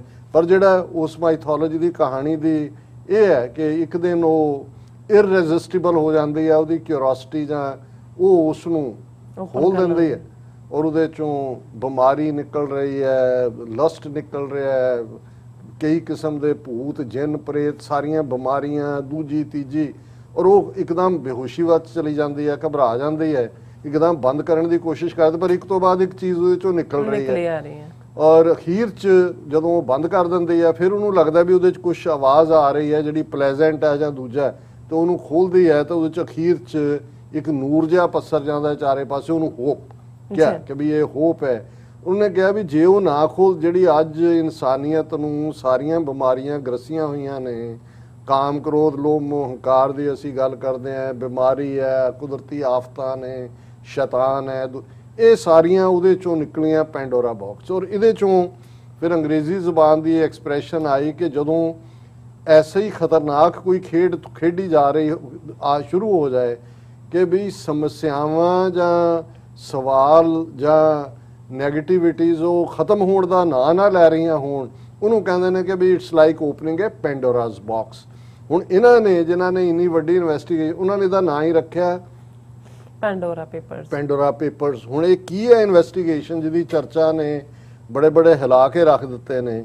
ਇਹ ਹੈ ਇਸ ਨੂੰ ਉਹਨਾਂ ਨੇ ਜਿਹੜਾ, ਕਿਉਂਕਿ ਇੰਡੀਆ ਦੇ ਵਿੱਚ ਜਿਹੜਾ ਨਿਊਜ਼ਪੇਪਰ ਮੇਨਲੀ ਇਨਵੋਲਵ, ਪਾਕਿਸਤਾਨ ਦੇ ਵਿੱਚ 2 ਪ੍ਰੋਮੀਨੈਂਟ ਜਰਨਲਿਸਟ ਸੀ ਜਿਹੜੇ ਉਹਦੇ 'ਚ ਇਨਵੋਲਵ ਸੀ, ਉਹਨਾਂ ਨੇ ਦੁਨੀਆ ਭਰ ਦੇ ਜਰਨਲਿਸਟ ਨੂੰ ਕੌਨਫੀਡੈਂਸ ਲਿਆ। ਇੰਡੀਅਨ ਐਕਸਪ੍ਰੈਸ ਦੇ ਕੋਲ ਐਕਸਕਲੂਸਿਵ ਉਹ ਇਹ ਸਾਰੀ ਇਨਵੈਸਟੀਗੇਸ਼ਨ ਦਾ ਹਿੱਸਾ ਸੀ, ਔਰ ਇਹਦੇ 'ਚ ਉਹਨਾਂ ਨੇ ਇਹ ਮੈਂ ਇੰਡੀਅਨ ਐਕਸਪ੍ਰੈਸ ਦੀ ਸਟੋਰੀ ਨੂੰ ਹੀ ਆਧਾਰ ਬਣਾ ਰਿਹਾ ਕਿਉਂਕਿ ਇੰਡੀਆ 'ਚ ਇਹੀ ਹੈ ਮੇਨ ਜਿਹਨੇ ਇਹਨੂੰ ਬ੍ਰੇਕ ਕੀਤਾ ਕਿ ਇਹ ਜਿਹੜੇ most voluminous ever as many as 12 million documents, 12 million, ਹੁਣ 1 ਮਿਲੀਅਨ 'ਚ 10 ਲੱਖ ਹੁੰਦੇ ਨੇ, ਇਹ ਉੱਥੋਂ ਉਹਨਾਂ ਨੇ ਕੱਢੇ ਨੇ। 12 million documents from 14 companies in offshore tax havens, ਜਿੱਥੇ ਟੈਕਸ ਨਹੀਂ ਦੇਣਾ ਪੈਂਦਾ, with details of ownership of 29,000 offshore companies। ਇਦਾਂ ਦੇ ਲੋਕਾਂ ਨੇ 29,000 ਜਿਹੜੀਆਂ ਨੇ ਆਪਣੇ ਮੁਲਕਾਂ ਤੋਂ ਬਾਹਰ ਆਫਸ਼ੋਰ ਕੰਪਨੀਆਂ ਬਣਾਈਆਂ ਹੋਈਆਂ ਨੇ ਔਰ ਟਰਸਟ ਨੇ। ਔਰ ਇਹਨੂੰ international consortium of investigative journalist, ਇਹ ਬਾਡੀ ਦਾ ਨਾਂ ਹੈ ਜਿਹਨੇ ਇਹ ਸਾਰੀ ਜਿਹੜੀ ਹੈ ਪੈਨੋਰਮਾ ਕਹਿ ਰਹੇ ਆ, ਪੈਂਡੋਰਾ ਜਿਹੜੇ ਨੇ ਪੇਪਰਸ ਲੀਕ ਕੀਤੇ ਨੇ, ICIJ ਇਹ ਇੱਕ ਬਾਡੀ ਹੈ, international consortium of investigative journalist. 2 years ago, 2 ਸਾਲ ਤੋਂ ਇਹ ਚੱਲ ਰਹੇ, 1 year investigation of data link to India by the Indian Express, 1 ਸਾਲ ਤੋਂ ਇੰਡੀਆ ਦਾ data reveal how individual and businesses, many already under the scanner, are pushing the envelope to evade detection using loopholes in the law at home and the lax jurisdiction of tax havens। ਹੁਣ ਇਹ ਸਾਰੀ ਕਹਾਣੀ ਇਸ ਲਈ ਹੈ ਕਿ ਉਹਦੇ 'ਚ ਹੁਣ ਰੋਜ਼ਾਨਾ ਨਵੇਂ ਨਾਂ ਆਇਆ ਕਰਨਗੇ। ਜਿਹੜੀ ਪਹਿਲੀ ਲਿਸਟ ਆਈ ਹੈ ਉਹਨਾਂ ਦੇ ਵਿੱਚ ਅਨਿਲ ਅੰਬਾਨੀ। ਹੁਣ ਅਸੀਂ ਖੇਤੀ ਕਾਨੂੰਨਾਂ ਦੀ ਗੱਲ ਕਰ ਰਹੇ ਹਾਂ ਕਿ ਅੰਬਾਨੀਆਂ, ਅਡਾਨੀਆਂ, ਪਤੰਜਲੀਆਂ ਨੂੰ ਮੁਲਕ ਵੇਚ ਰਿਹਾ ਹੈ। ਹੁਣ ਇਹੀ ਅਨਿਲ ਅੰਬਾਨੀ ਹੈ ਜਿਹਨੇ UK ਕੋਰਟ ਦੇ ਵਿੱਚ ਇੱਕ ਫੈਸਲਾ ਉਹਦੇ 'ਚ ਉਹਨੇ ਕਿਹਾ ਕਿ ਵੀ ਮੈਂ ਤਾਂ ਆਈ ਐਮ ਬ੍ਰੋਕ, ਬੈਂਕਰਪਟ ਹੈ, ਮੇਰੇ ਕੋਲ ਕੋਈ ਪੈਸਾ ਨਹੀਂ ਹੈ। ਹੁਣ ਇਹਦੀ ਆਫਸ਼ੋਰ ਕੰਪਨੀ ਜਿਹੜੀ ਸਾਹਮਣੇ ਆਈ, ਇਹ ਸਾਰੀ ਪੈਂਡੋਰਾ ਬਾਕਸ 'ਚੋਂ $1.5 billion ਦੇ ਅਸੈਟ ਇਹਦੇ ਨੇ। ਫਿਰ Anil Ambani, who declares bankruptcy in UK court, has 18 asset holding offshore companies। Fugitive Nirav Modi, Modi ਦਾ ਯਾਰ ਜਿਹੜਾ ਨੀਰਵ ਮੋਦੀ ਲੈ ਕੇ ਦੌੜਿਆ ਹੋਇਆ ਹੈ millions of dollars। Nirav Modi's sister sets up a trust just 1 month before he fled India। ਉਹਦੇ ਦੌੜਨ ਤੋਂ 1 ਮਹੀਨਾ ਪਹਿਲਾਂ, ਮਤਲਬ ਪੈਸਾ ਕੱਢ ਕੇ ਹੀ ਆਫਸ਼ੋਰ ਕੰਪਨੀ 'ਚ ਪਾਇਆ ਹੋਇਆ। Husband of Kiran Majmudar Shah, promoter of Bicon, sets up a trust with keys to a person banned by SEBI for insider trading। फिर of the 300 plus Indian names, ਇਹ 300 ਤੋਂ ਜ਼ਿਆਦਾ ਇੰਡੀਅਨ ਨੇ ਜਿਹਨਾਂ 'ਚ ਆਉਣ ਵਾਲੇ ਦਿਨਾਂ 'ਚ ਹੋਰ ਵੀ ਆਣਗੇ, ਅਜੇ ਤਾਂ ਇਹੀ ਆਏ ਨੇ। Offshore holdings of as many as 60 prominent individuals and companies were corroborated and investigated। These will be revealed in the coming days। ਔਰ ਜਿਹੜੇ ਇਸ ਸਾਰੇ ਚੋਂ ਜਿਹੜੇ ਪੈਟਰਨ ਲੱਗੇ ਉਹਨਾਂ ਨੇ ਪੂਰਾ ਐਕਸਪਲੇਨ ਕੀਤਾ ਵੀ ਕੀ ਪੈਟਰਨ। ਹੁਣ ਲੈ ਲਓ ਸਚਿਨ ਤੰਦੁਲਕਰ, ਕ੍ਰਿਕਟਰ, ਭਾਰਤ ਰਤਨ। ਮਿਲਖਾ ਸਿੰਘ ਵਿਚਾਰਾ ਮਰ ਗਿਆ ਕਰਕੇ, ਉਹਨੂੰ ਉਹ ਪਦਮ ਵਿਭੂਸ਼ਣ ਤੋਂ ਉੱਪਰ ਨਹੀਂ ਗਏ। ਤੰਦੂਲਕਰ ਨੂੰ ਰਾਜ ਸਭਾ 'ਚ ਵੀ ਬਿਠਾਇਆ, ਭਾਰਤ ਰਤਨ ਦਾ ਅਵਾਰਡ ਤੰਦੂਲਕਰ ਨੂੰ ਦਿੱਤਾ। ਉਹਨੇ ਕੈਂਡੀਡੇਟ ਵੀ ਬਣਨਾ ਸੀ BJP ਦਾ ਮਹਾਰਾਸ਼ਟਰ 'ਚੋਂ, ਲੇਕਿਨ ਐਨ ਮੌਕੇ ਤੇ ਹਾਰਟ ਅਟੈਕ ਹੋ ਗਿਆ ਬਿਫੋਰ, ਇਸ ਲਈ ਉਹ ਨਹੀਂ ਆ ਸਕਿਆ। ਹੁਣ ਉਹਦਾ ਵੀ ਆ ਗਿਆ। Sports icon Sachin Tendulkar for instance asked for liquidation of his entity in British Virgin Islands just 3 months after the Panama Papers expose। ਕਿ ਵੀ ਜਦੋਂ ਪੈਨਾਮਾ ਪੇਪਰਸ ਆਏ ਸੀ 3 ਮਹੀਨੇ ਬਾਅਦ ਉਹਨੇ ਕਿਹਾ ਜੀ ਮੇਰਾ ਬੰਦ ਕਰ ਦਿਓ। ਇਸ ਤੋਂ ਇਲਾਵਾ ਹੋਰ ਵੀ ਬਹੁਤ ਸਾਰੇ ਇੰਡੀਅਨਸ ਔਰ ਦੂਸਰਿਆਂ ਦੇ ਨਾਂ ਨੇ, ਔਰ ਇਸ ਸਾਰੇ ਚੋਂ ਹੁਣ ਡੀਟੇਲ ਮੈਂ ਵਕਤ ਕਰਕੇ ਬਹੁਤਾ ਨਹੀਂ ਜਾ ਸਕਦਾ, ਪਰ ਉਹਨਾਂ ਨੇ ਇਹ ਕਿਹਾ ਕਿ ਵੀ ਇਸ ਸਾਰੇ ਚੋਂ ਆਉਣ ਵਾਲੇ ਪੀਰੀਅਡ 'ਚ ਹੋਰ ਵੀ ਕਈ ਨਾਂ ਨਿਕਲਣਗੇ। ਔਰ ਇਹ ਇਕੱਲਾ ਇਹ ਨਹੀਂ ਹੈ ਵੀ ਇੰਡੀਆ ਦੇ ਤਾਂ 300 ਪਲੱਸ ਹੈ ਹੀ ਨੇ ਜਿਹੜੇ ਦੁਨੀਆ ਭਰ 'ਚ ਸਾਹਮਣੇ ਆਏ। ਉਹਨਾਂ 'ਚ king of Jordan, presidents of Ukraine the president, Kenya the president, Ecuador the president, check republic the president, farmer British prime minister Tony Blair, ਉਹਨੇ ਵੀ ਟੈਕਸ ਟੁਕਸ ਦਾ ਕੋਈ ਰਗੜਾ ਕੀਤਾ ਹੋਇਆ। The files detail financial activities of Russian President Vladimir Putin। ਫਿਰ ਇਹਦੇ ਨਾਲ ਜਿਹੜੇ ਨੇ ਹੋਰ ਬਹੁਤ ਸਾਰੇ ਨਾਂ ਨੇ, ਔਰ ਇਸ ਸਾਰੇ ਚੋਂ besides alcohol the largest number of secret records in Pandora papers are from Trident Trust Company। ਥੱਲੇ ਕੰਪਨੀਆਂ ਦੇ ਨਾਂ ਨੇ, ਕੋਈ ਸਿੰਗਾਪੁਰ ਚੋਂ, ਕੋਈ ਦੂਜੇ ਚੋਂ, ਕੋਈ ਤੀਜੇ ਚੋਂ। ਸੋ ਕੁੱਲ ਮਿਲਾ ਕੇ ਪਾਕਿਸਤਾਨ ਦੇ ਵਿੱਚ ਵੀ ਇਮਰਾਨ ਖਾਨ ਜਿਨ੍ਹਾਂ ਨੇ ਜਦੋਂ ਲੋਕਾਂ ਨੂੰ ਐਡਰੈਸ ਕੀਤਾ ਆਪਣੀ ਪਾਰਟੀ ਦੇ ਰਾਹੀਂ, ਉਹ ਪੋਲਿਟਿਕਸ 'ਚ ਆਏ, ਸਾਫ ਸੁਥਰੀ ਪੋਲਿਟਿਕਸ ਦੀ ਗੱਲ, ਇਹਦੇ 'ਚ ਕੋਈ ਸ਼ੱਕ ਨਹੀਂ ਹੈ ਕਿ ਇਮਰਾਨ ਖਾਨ ਦੇ ਆਪਣੇ ਆਪ ਦੇ ਉੱਤੇ ਕੋਈ ਧੱਬਾ ਨਹੀਂ ਹੈ। ਲੇਕਿਨ ਇਸ ਪੈਂਡੋਰਾ ਲਿਸਟ ਦੇ ਵਿੱਚ 4-5 ਮਿਨਿਸਟਰ ਜਿਹੜੇ ਇਮਰਾਨ ਖਾਨ ਦੀ ਕੈਬਨਿਟ ਨੇ, ਉਹਨਾਂ ਦਾ ਨਾਂ ਵੀ ਬੋਲ ਰਿਹਾ, ਹੋਰਨਾਂ ਦਾ ਵੀ ਬੋਲ ਰਿਹਾ। ਜੀ। ਔਰ ਭਾਰਤ ਦੇ ਵਿੱਚ ਤਾਂ 300 ਪਲੱਸ, ਤੇ ਉੱਤੋਂ ਤੁਸੀਂ ਅੰਦਾਜ਼ਾ ਲਾਓ। ਹੁਣ ਮੇਰੇ ਮਨ 'ਚ ਇਹ ਸਾਰੇ ਨੂੰ ਦੇਖ ਕੇ ਇੱਕ ਪਾਸੇ ਤਾਂ ਚਲੋ ਅਸੀਂ ਇਹਨੂੰ ਡਿਸਕਸ ਕੀਤਾ ਇਸੇ ਫਾਰਮ ਦੇ ਵਿੱਚ। ਅੱਛਾ। ਗੁਰਬਾਣੀ ਦੀ ਇਸ ਤੁਕ ਵਾਲੀ ਬਾਰ-ਬਾਰ ਮੇਰਾ ਧਿਆਨ ਜਾ ਰਿਹਾ ਸੀ ਕਿ ਸਹਿਸ ਖੱਟੇ ਲੱਖ ਕੋ ਉਠਤਾ ਆਵੇ, ਤ੍ਰਿਪਤ ਨਾ ਆਵੇ, ਮਾਇਆ ਪਾਛੇ ਪਾਵੇ। ਅੱਛਾ। ਕਿ ਜਦੋਂ ਤੁਸੀਂ ਪੈਸੇ ਦੀ ਦੌੜ ਦੇ ਵਿੱਚ ਸ਼ਾਮਲ ਹੋ ਜਾਂਦੇ ਹੋ, ਜਿਹਦੇ ਕੋਲ 1000 ਹੈ ਉਹਦੀ ਦੌੜ ਲੱਖ ਲਈ, ਲੱਖ ਵਾਲੇ ਦੀ ਮਿਲੀਅਨ ਲਈ, ਮਿਲੀਅਨ ਵਾਲਾ ਬਿਲੀਅਨ, ਟ੍ਰਿਲੀਅਨ, ਜ਼ਿਲੀਅਨ, ਅੱਗੇ ਤਾਂ ਗਿਣਤੀ ਮੁੱਕ ਜਾਂਦੀ ਹੈ। ਸਾਡੇ ਲਈ ਸਾਨੂੰ ਕਾਊਂਟ ਕਰਨਾ ਹੀ ਔਖਾ ਹੁੰਦਾ ਹੈ। ਤਾਂ ਵੈਸੇ ਇਹ ਵੀ ਨਹੀਂ ਮੈਨੂੰ ਕੋਈ ਕਹੇ ਲਿਖੋ ਮਿਲੀਅਨ, ਉਹ ਵੀ ਨਹੀਂ ਲਿਖਣਾ ਆਉਂਦਾ। ਲੇਕਿਨ ਇਸ ਤੋਂ ਤੁਸੀਂ ਅੰਦਾਜ਼ਾ ਲਾਓ ਕਿ ਅਲਟੀਮੇਟਲੀ ਹਿਊਮਨ ਲਾਈਫ ਕਿੰਨੇ ਤੁਹਾਡੀ ਉਮਰ ਹੁੰਦੀ ਹੈ। ਰੱਬ ਨੇ ਜੇ ਤੁਹਾਨੂੰ ਸਾਧਨ ਦਿੱਤੇ ਨੇ, ਤੁਸੀਂ ਆਪਣੇ ਸੁੱਖ ਨੂੰ ਮਾਣਦਿਆਂ ਹੋਇਆਂ ਵੀ ਖੁਸ਼ੀ ਦੇ ਲਈ ਕੋਈ ਕਰਦਾ ਨਾ। ਅਮੀਰ, ਹਾਲਾਂਕਿ ਗੁਰੂ ਨੇ ਯਾਦ ਕਰਾਇਆ ਕਿ ਸੁੱਖ ਨਾ ਹੀ ਬਹੁਤਾ ਧਨ ਖਾਟੇ। ਪੈਸਾ ਜ਼ਰੂਰੀ ਹੈ ਤੁਹਾਡੀਆਂ ਜੀਵਨ ਦੀਆਂ ਲੋੜਾਂ ਲਈ, ਪਰ ਜ਼ਿੰਦਗੀ 'ਚ ਖੁਸ਼ੀ ਤਾਂ ਉਹਨੂੰ ਹੀ ਮਿਲਦੀ ਹੈ। ਤੁਸੀਂ ਜਿੰਨੀ ਖੁਸ਼ੀ ਦਿੰਦੇ ਹੋ ਡਾਇਰੈਕਟਲੀ ਪ੍ਰੋਪੋਰਸ਼ਨਲ ਹੈ, ਉਨੀ ਤੁਹਾਨੂੰ ਵਾਪਸ ਮਿਲਦੀ ਹੈ। ਦੁਨੀਆ 'ਚ ਹਰ ਚੀਜ਼ ਇਕੱਠੀ ਕੀਤਿਆਂ ਇਕੱਠੀ ਹੁੰਦੀ ਹੈ। ਪੈਸਾ ਵੀ ਇਕੱਠਾ ਕੀਤਿਆਂ ਇਕੱਠਾ ਹੁੰਦਾ, ਲੇਕਿਨ ਖੁਸ਼ੀ ਇੱਕ ਐਸੀ ਚੀਜ਼ ਹੈ, ਇਹ ਦਿੱਤਿਆਂ ਇਕੱਠੀ ਹੁੰਦੀ। ਇਹ ਕਿਸ ਕਿਸਮ ਦੇ ਲੋਕ ਨੇ, ਇਹ ਕਿਵੇਂ ਰਾਤਾਂ ਨੂੰ ਸੌਂਦੇ ਹੋਣਗੇ ਆਪਣੇ ਗਰੀਬ ਮੁਲਕਾਂ ਦੇ ਗਰੀਬ ਲੋਕਾਂ ਦੀ ਦੌਲਤ ਲੁੱਟ ਕੇ, ਉਸ ਬਲੈਕ ਮਨੀ ਨੂੰ ਚਿੱਟਾ ਕਰਨ ਦੇ ਲਈ ਕਿਹੋ ਜਿਹੇ ਯਤਨ ਕਰਦੇ ਨੇ, ਬੇਨਕਾਬ ਵੀ ਹੁੰਦੇ ਨੇ। ਅਖੀਰ ਉਹੀ 2 ਗਜ਼ ਜ਼ਮੀਨ ਹੈ, ਉਹ ਕ੍ਰੀਮੇਟ ਹੋਣਾ ਕਿਸੇ ਨੇ ਕਿ ਦਫਨ ਹੋਣਾ। ਤੇ ਇਸ ਸਾਰੇ ਦੇ ਬਾਵਜੂਦ ਫਿਰ ਮੈਨੂੰ ਉਹ ਠੀਕ ਉਹਨਾਂ ਨੇ ਉਹ ਜਿਹੜਾ ਪੈਂਡੋਰਾ ਪੇਪਰ ਇਹਨੂੰ ਕਿਹਾ, ਕੱਲਾ ਇਹੀ ਨਹੀਂ ਕਿ ਵੀ ਹਿਊਮਨ ਨੇਚਰ ਦੇ ਵਿੱਚ ਇਨਹੈਰੈਂਟ ਵੜ ਗਈ ਗਰੀਡ ਵੀ, ਲੇਕਿਨ ਇਹ ਵੀ ਕਿ ਜਿਹੜੀਆਂ ਬਿਮਾਰੀਆਂ ਉਸ ਬਾਕਸ ਚੋਂ ਨਿਕਲੀਆਂ, ਉਹਦੇ ਜਿਹੜੀ ਗਰੀਡ ਹੈ ਉਹ ਅਨਸੈਟੇਬਲ ਹੈ।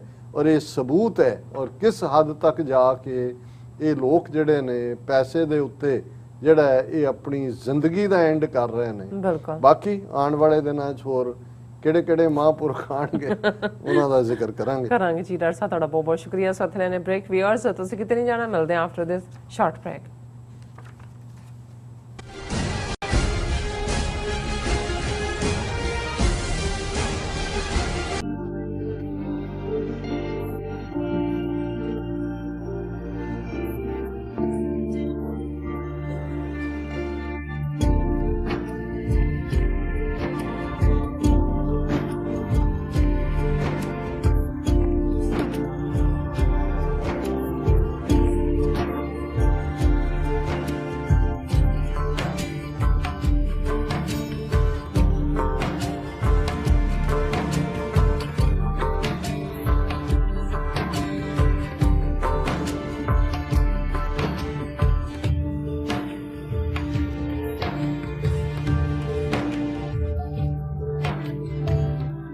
ਕੀ ਤੁਸੀਂ ਰੋਜ਼ਾਨਾ ਕੰਮ ਤੇ ਆਪਣਾ ਵਧੇਰੇ ਸਮਾਂ ਬਿਤਾਉਣ ਤੋਂ ਪਰੇਸ਼ਾਨ ਹੋ?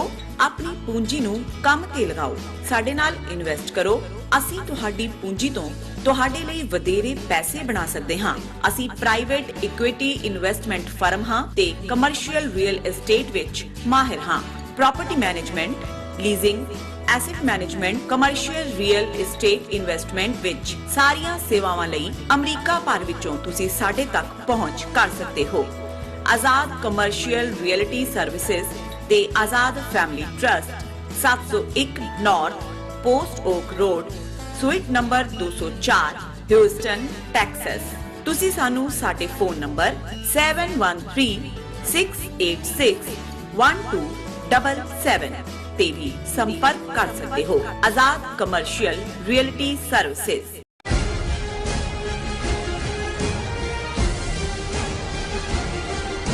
Viewers welcome back on programme. So viewers ਹੁਣ ਆਪਾਂ ਗੱਲਬਾਤ ਕਰਨ ਜਾ ਰਹੇ ਹਾਂ ਖਾਲਿਸਤਾਨ ਦੀ ਲਹਿਰ ਬਾਰੇ। ਸੋ ਇਸ ਸੰਬੰਧੀ ਬਹੁਤ ਸਾਰੇ ਜਿਹੜੇ ਸਵਾਲ ਨੇ ਉਹ ਪੁੱਛੇ ਜਾਂਦੇ ਨੇ, ਔਰ ਜਿਨ੍ਹਾਂ ਚੋਂ ਇੱਕ ਇਹ ਵੀ ਹੈ ਕਿ ਪਿਛਲੇ 40 ਸਾਲਾਂ ਵਿੱਚ ਇੰਨਾ ਨੁਕਸਾਨ ਕਰਵਾ ਕੇ ਸਿੱਖ ਕੌਮ ਨੇ ਕੀ ਖਟਿਆ। ਸੋ ਦਲ ਖਾਲਸਾ ਦੇ ਬਾਨੀ ਸਿੱਖ ਚਿੰਤਕ ਭਾਈ ਗੁਜਿੰਦਰ ਸਿੰਘ ਜਿਹੜੇ ਸ਼ਾਇਰ ਵੀ ਨੇ, ਉਹਨਾਂ ਨੇ ਇਹਨਾਂ ਸਵਾਲਾਂ ਦੇ ਜਿਹੜੇ ਨੇ ਜਵਾਬ ਵੀ ਦਿੱਤੇ ਨੇ। ਸੋ ਇਹਨਾਂ ਬਾਰੇ ਆਪਾਂ ਗੱਲਬਾਤ ਕਰਨ ਜਾ ਰਹੇ ਹਾਂ। ਸੋ ਅਸੀਂ ਚਾਹਾਂਗੇ ਕਿ ਤੁਸੀਂ ਇਸੇ ਤਰ੍ਹਾਂ ਬਣੇ ਰਹਿਣਾ।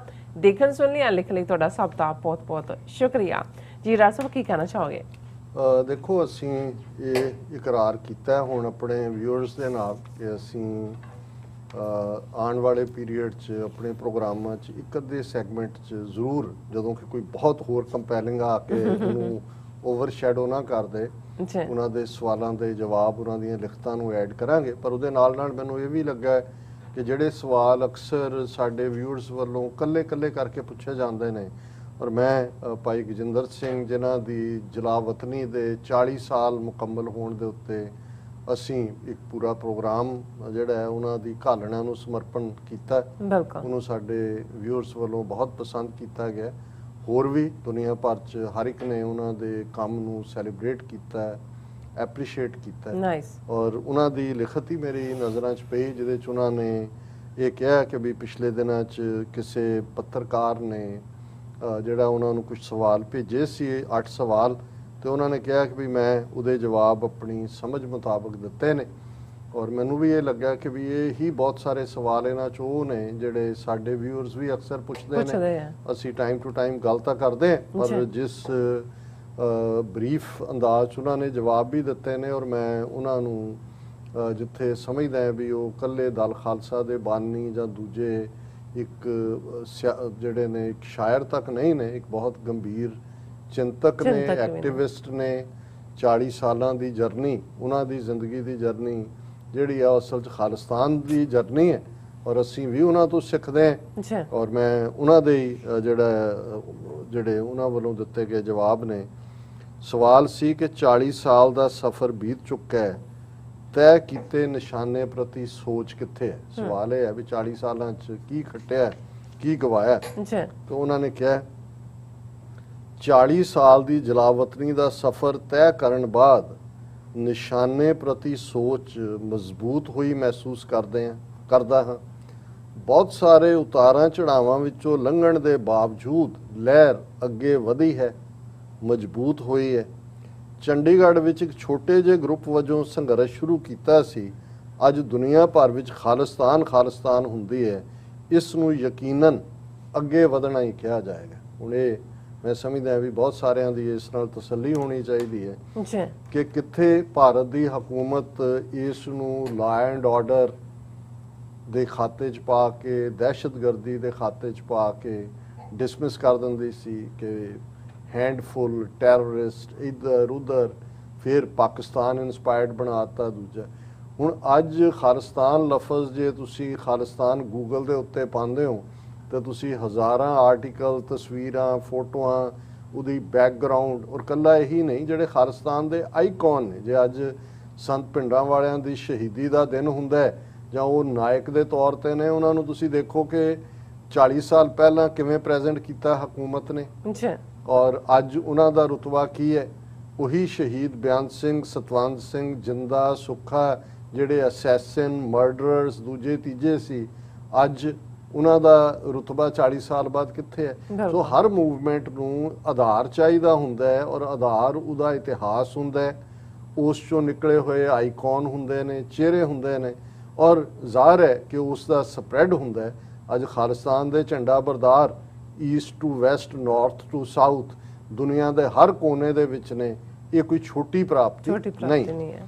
ਫਿਰ ਸਵਾਲ ਕੀ ਭਾਰਤੀ ਲੋਕਤੰਤਰ ਪ੍ਰਣਾਲੀ ਠੀਕ ਨਹੀਂ? ਕਿ ਇੰਡੀਆ ਦਾ ਜਿਹੜੀ ਜਮਹੂਰੀਅਤ, ਜਿਹਨੂੰ ਮੋਦੀ ਕਹਿੰਦਾ ਹੈ ਮਦਰ ਆਫ ਆਲ ਡੈਮੋਕ੍ਰੇਸੀ, ਉਹਨਾਂ ਕਿਹਾ ਭਾਰਤੀ ਲੋਕਤੰਤਰ ਪ੍ਰਣਾਲੀ ਨੂੰ ਠੀਕ ਕਹਿਣਾ ਲੋਕਤੰਤਰ ਨਾਲ ਜ਼ਿਆਦਤੀ ਵਾਲੀ ਗੱਲ ਹੈ ਕਿ ਵੀ ਇਹ ਤਾਂ ਡੈਮੋਕ੍ਰੇਸੀ ਦੀ ਬੇਇੱਜ਼ਤੀ, ਲਫ਼ਜ਼ ਦੀ ਬੇਇੱਜ਼ਤੀ ਹੈ। ਬਿਲਕੁਲ। ਇਸ ਸਿਸਟਮ ਨੇ ਇੱਕ ਐਸਾ ਸਿਸਟਮ ਡਿਵੈਲਪ ਕਰ ਦਿੱਤਾ ਹੈ, ਹਕੂਮਤ ਕਿਸੇ ਵੀ ਪਾਰਟੀ ਦੀ ਬਣੇ, ਰਾਜ ਹਿੰਦੂ ਵੱਡ ਗਿਣਤੀ ਕੋਲ ਹੀ ਰਹਿਣਾ ਹੈ ਤੇ ਗੈਰ ਹਿੰਦੂ ਕੌਮਾਂ ਨਾਲ ਜ਼ਿਆਦਤੀ ਹੋਣੀ ਲਾਜ਼ਮੀ ਹੈ। ਬਾਕੀ ਖਾਲਿਸਤਾਨ ਜਾਂ ਸਿੱਖਾਂ ਦੇ ਆਜ਼ਾਦ ਦੇਸ਼ ਦਾ ਸਾਡਾ ਹੱਕ ਭਾਰਤੀ ਸਿਸਟਮ ਦੇ ਚੰਗੇ ਜਾਂ ਮਾੜੇ ਹੋਣ ਨਾਲ ਜੁੜਿਆ ਹੋਇਆ ਨਹੀਂ ਹੈ। ਇਹ ਸਾਡਾ ਖੁੱਸਿਆ ਹੋਇਆ ਹੱਕ ਹੈ ਜੋ ਲੈਣਾ ਹੀ ਲੈਣਾ ਹੈ। ਸਿੱਖ ਇੱਕ ਵਿਲੱਖਣ ਕੌਮ ਹੈ। ਹਿੰਦੂ ਅਤੇ ਮੁਸਲਮਾਨਾਂ ਤੋਂ ਵੱਖਰਾ ਦੇਸ਼ ਹੀ ਸਿੱਖ ਕੌਮ ਦੇ ਸੁਰੱਖਿਅਤ ਭਵਿੱਖ ਦੀ ਗਰੰਟੀ ਬਣ ਸਕਦਾ ਹੈ। ਉਹਨਾਂ ਨੇ ਕਿਹਾ ਵੀ ਪਹਿਲੀ ਗੱਲ ਕਿ ਹਕੂਮਤ ਉੱਥੇ ਮੈਜੋਰਿਟੇਰੀਅਨਿਜ਼ਮ ਹੀ ਹੈ ਨਾ, ਕਾਂਗਰਸ ਦੀ ਬਣ ਜਾਏ। ਕਾਂਗਰਸ ਨੇ ਸਾਡੇ ਅਕਾਲ ਤਖਤ ਤੇ ਹਮਲਾ ਕੀਤਾ, ਦਰਬਾਰ ਸਾਹਿਬ ਤੇ ਇੱਕ ਪੂਰੀ ਨਸਲ ਮਾਰੀ। ਰਾਜੀਵ ਗਾਂਧੀ ਨੇ ਹਜ਼ਾਰਾਂ ਸਿੱਖ ਦਿੱਲੀ ਤੋਂ ਦੂਜੇ ਮਾਰੇ। ਅੱਜ ਆਰਐਸਐਸ ਹਿੰਦੂ ਤਵੀ ਕਿਸਾਨਾਂ ਦੇ ਨਾਲ ਕੀ ਕਰ ਰਹੇ ਨੇ, ਸਿੱਖਾਂ ਨਾਲ ਕੀ ਕਰ ਰਹੇ ਨੇ। ਸੋ ਕਿਸੇ ਦੀ ਵੀ ਰਾਜ ਤਾਂ ਉੱਥੇ ਹੁਣ ਮੈਜੋਰਿਟੀ ਦਾ ਹੀ ਰਹਿਣਾ। ਇਹ ABC ਪਾਰਟੀਆਂ ਹੋਣਗੀਆਂ। ਬਾਕੀ ਉਹਨਾਂ ਨੇ ਕਿਹਾ ਵੀ ਸਿੱਖਾਂ ਦਾ ਕੋਈ ਇਹਨਾਂ ਦੀ ਜਮਹੂਰੀਅਤ ਦੇ ਹੋਣ ਜਾਂ ਨਾ ਹੋਣ ਨਾਲ ਨਹੀਂ ਹੈ। ਅਸੀਂ ਇੱਕ ਵੱਖਰੀ ਹੋਂਦ ਵਾਲੀ ਕੌਮ ਹੈ। ਅਸੀਂ ਰਾਜ ਲੈਣਾ ਹੀ ਨਾ, ਅਸੀਂ ਆਪਣਾ ਖੁੱਸਿਆ ਰਾਜ ਲੈਣਾ। ਔਰ ਇਹ ਜ਼ਾਹਰ ਹੈ ਕਿ ਇਹਦੇ ਤੇ ਕੋਈ ਇਫ ਐਂਡ ਬਟ ਨਹੀਂ ਹੁੰਦਾ ਕਿ ਭਾਈ ਸਾਡੀ ਆਪਣੀ ਹੋਂਦ ਹੈ। ਹਿੰਦੂਆਂ ਨੇ ਲੈ ਲਿਆ ਇੰਡੀਆ, ਮੁਸਲਮਾਨਾਂ ਦੇ ਕੋਲ ਪਾਕਿਸਤਾਨ ਮੁਲਕ ਹੈ। ਬੰਗਲਾਦੇਸ਼ ਭਾਵੇਂ ਪਾਕਿਸਤਾਨ ਚੋਂ ਟੁੱਟਿਆ, ਇਸਲਾਮਿਕ ਮੁਲਕ ਹੈ, ਉਹਨਾਂ ਨੇ ਵੀ ਆਪਣਾ ਮੁਲਕ ਬਣਾਇਆ। ਇਸਲਾਮ ਹੀ ਬੇਸਿਕ ਉਹਨਾਂ ਦੀ ਜਿਹੜੀ ਹੈ ਉਹ ਗਾਈਡਿੰਗ ਲਾਈਨ ਹੈ। ਫਿਰ ਉਹਨਾਂ ਤੋਂ ਪੁੱਛਿਆ ਜਾਂਦਾ ਹੈ, ਇਹ ਵੀ ਸਾਨੂੰ ਵੀ ਪੁੱਛਿਆ ਕਿ ਕਿਸੇ ਸਮਝੌਤੇ ਦੀ ਆਸ ਹੋ ਸਕਦੀ ਹੈ ਕਿ ਭਾਰਤ ਦੇ ਨਾਲ ਕੋਈ ਰੀਕਨਸਾਈਲਿੰਗ ਹੋ ਸਕਦੀ ਹੈ। ਉਹਨਾਂ ਨੇ ਕਿਹਾ ਸਮਝੌਤਾ ਸਿੱਖਾਂ ਦੇ ਕੌਮੀ ਹੱਕਾਂ ਦੀ ਬੁਨਿਆਦ ਉੱਤੇ ਹੋ ਸਕਦਾ ਹੈ, ਜ਼ਾਤੀ ਰਿਆਇਤਾਂ ਦੇ ਆਧਾਰ ਉੱਤੇ ਨਹੀਂ। ਜਦੋਂ ਭਾਰਤੀ ਹਾਕਮ ਸਾਡੇ ਕੌਮੀ ਹੱਕ ਨੂੰ ਸਵੀਕਾਰ ਕਰਨਗੇ ਉਦੋਂ ਹੀ ਇਸ ਬਾਰੇ ਸੋਚਿਆ ਜਾ ਸਕਦਾ ਹੈ। ਭਾਰਤ ਦੀ ਅਖੌਤੀ ਰਾਸ਼ਟਰੀ ਏਕਤਾ ਕਿਸੇ ਸਮਝੌਤੇ ਦਾ ਆਧਾਰ ਨਹੀਂ ਬਣ ਸਕਦੀ। ਕਿ ਹੋ ਸਕਦਾ ਹੈ ਬੁਨਿਆਦੀ ਹੱਕ ਸਾਡਾ ਕਬੂਲੋ, ਅਸੀਂ ਵੀ ਕਹਿੰਦੇ ਹਾਂ ਕਿ ਭਾਈ ਦਿਓ, ਜਿਹੜੇ ਬਾਹਰ ਨੇ ਉਹਨਾਂ ਨੂੰ ਵੀ ਸੇਫ ਪੈਸੇਜ ਦਿਓ, ਗੱਲਬਾਤ ਸ਼ੁਰੂ ਕਰੋ। ਖਾਲਿਸਤਾਨ ਦੀਆਂ ਬਾਉਂਡਰੀਜ਼ ਸਾਡੇ ਨਾਲ ਡਿਸਕਸ ਕਰ ਲਓ, ਜਿਹੜੇ ਐਸੈਟ ਸਾਡੇ ਨੇ ਕਿਵੇਂ ਡਿਵਾਈਡ ਕਰਨੇ ਨੇ, ਜਿਵੇਂ ਇੰਡੀਆ ਪਾਕਿਸਤਾਨ ਦੇ ਵਿਚਾਲੇ। ਸੋ ਹੁਣ ਬਾਕੀ ਤਾਂ ਜਿਹੜਾ ਉਹ ਤੁਸੀਂ ਸਿੱਧੂ ਨੂੰ ਬਣਾ ਦਿੱਤਾ ਹੈ ਕਿ ਅਮਰਿੰਦਰ ਨੂੰ ਬਣਾ ਦਿੱਤਾ ਹੈ ਕਿ ਕਿਸੇ ਨੂੰ, ਇਹ ਤਾਂ ਤੁਹਾਡੇ ਸੂਬੇਦਾਰ ਨੇ। ਗੱਲ ਹੋਏਗੀ ਜ਼ਰੂਰ, ਲੇਕਿਨ ਇਸ ਮੁੱਦੇ ਦੇ ਉੱਤੇ ਅਸੀਂ ਤਿਆਰ ਹਾਂ, ਜਦੋਂ ਮਰਜ਼ੀ ਭਾਰਤ ਦੀ ਹਕੂਮਤ ਜਿਹੜੀ ਹੈ ਟਰਾਈ ਕਰ ਸਕਦੀ। ਫਿਰ ਉਹਨਾਂ ਕਿਹਾ ਕਿ ਕੁਝ ਖਾਲਿਸਤਾਨੀ ਆਗੂ ਭਾਰਤੀ ਕਨਸਟੀਟਿਊਸ਼ਨ ਦੀ ਸਹੁੰ ਚੁੱਕ ਕੇ ਵੀ ਚੋਣ ਲੜਦੇ ਨੇ ਤੇ ਆਜ਼ਾਦ ਸਿੱਖ ਰਾਜ ਦੀ ਗੱਲ ਵੀ ਕਰਦੇ ਨੇ।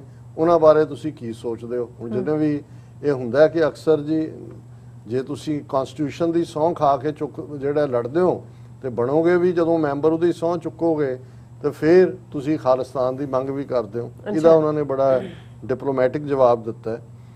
ਭਾਰਤੀ ਕਨਸਟੀਟਿਊਸ਼ਨ ਦੀ ਸਹੁੰ ਚੁੱਕ ਕੇ ਖਾਲਿਸਤਾਨ ਲਈ ਲੜਨ ਵਾਲਿਆਂ ਦੀ ਸਟ੍ਰੈਟਜੀ ਹੋ ਸਕਦੀ ਹੈ, ਪਰ ਇਹ ਮੇਰੀ ਸੋਚ ਨਹੀਂ ਹੈ।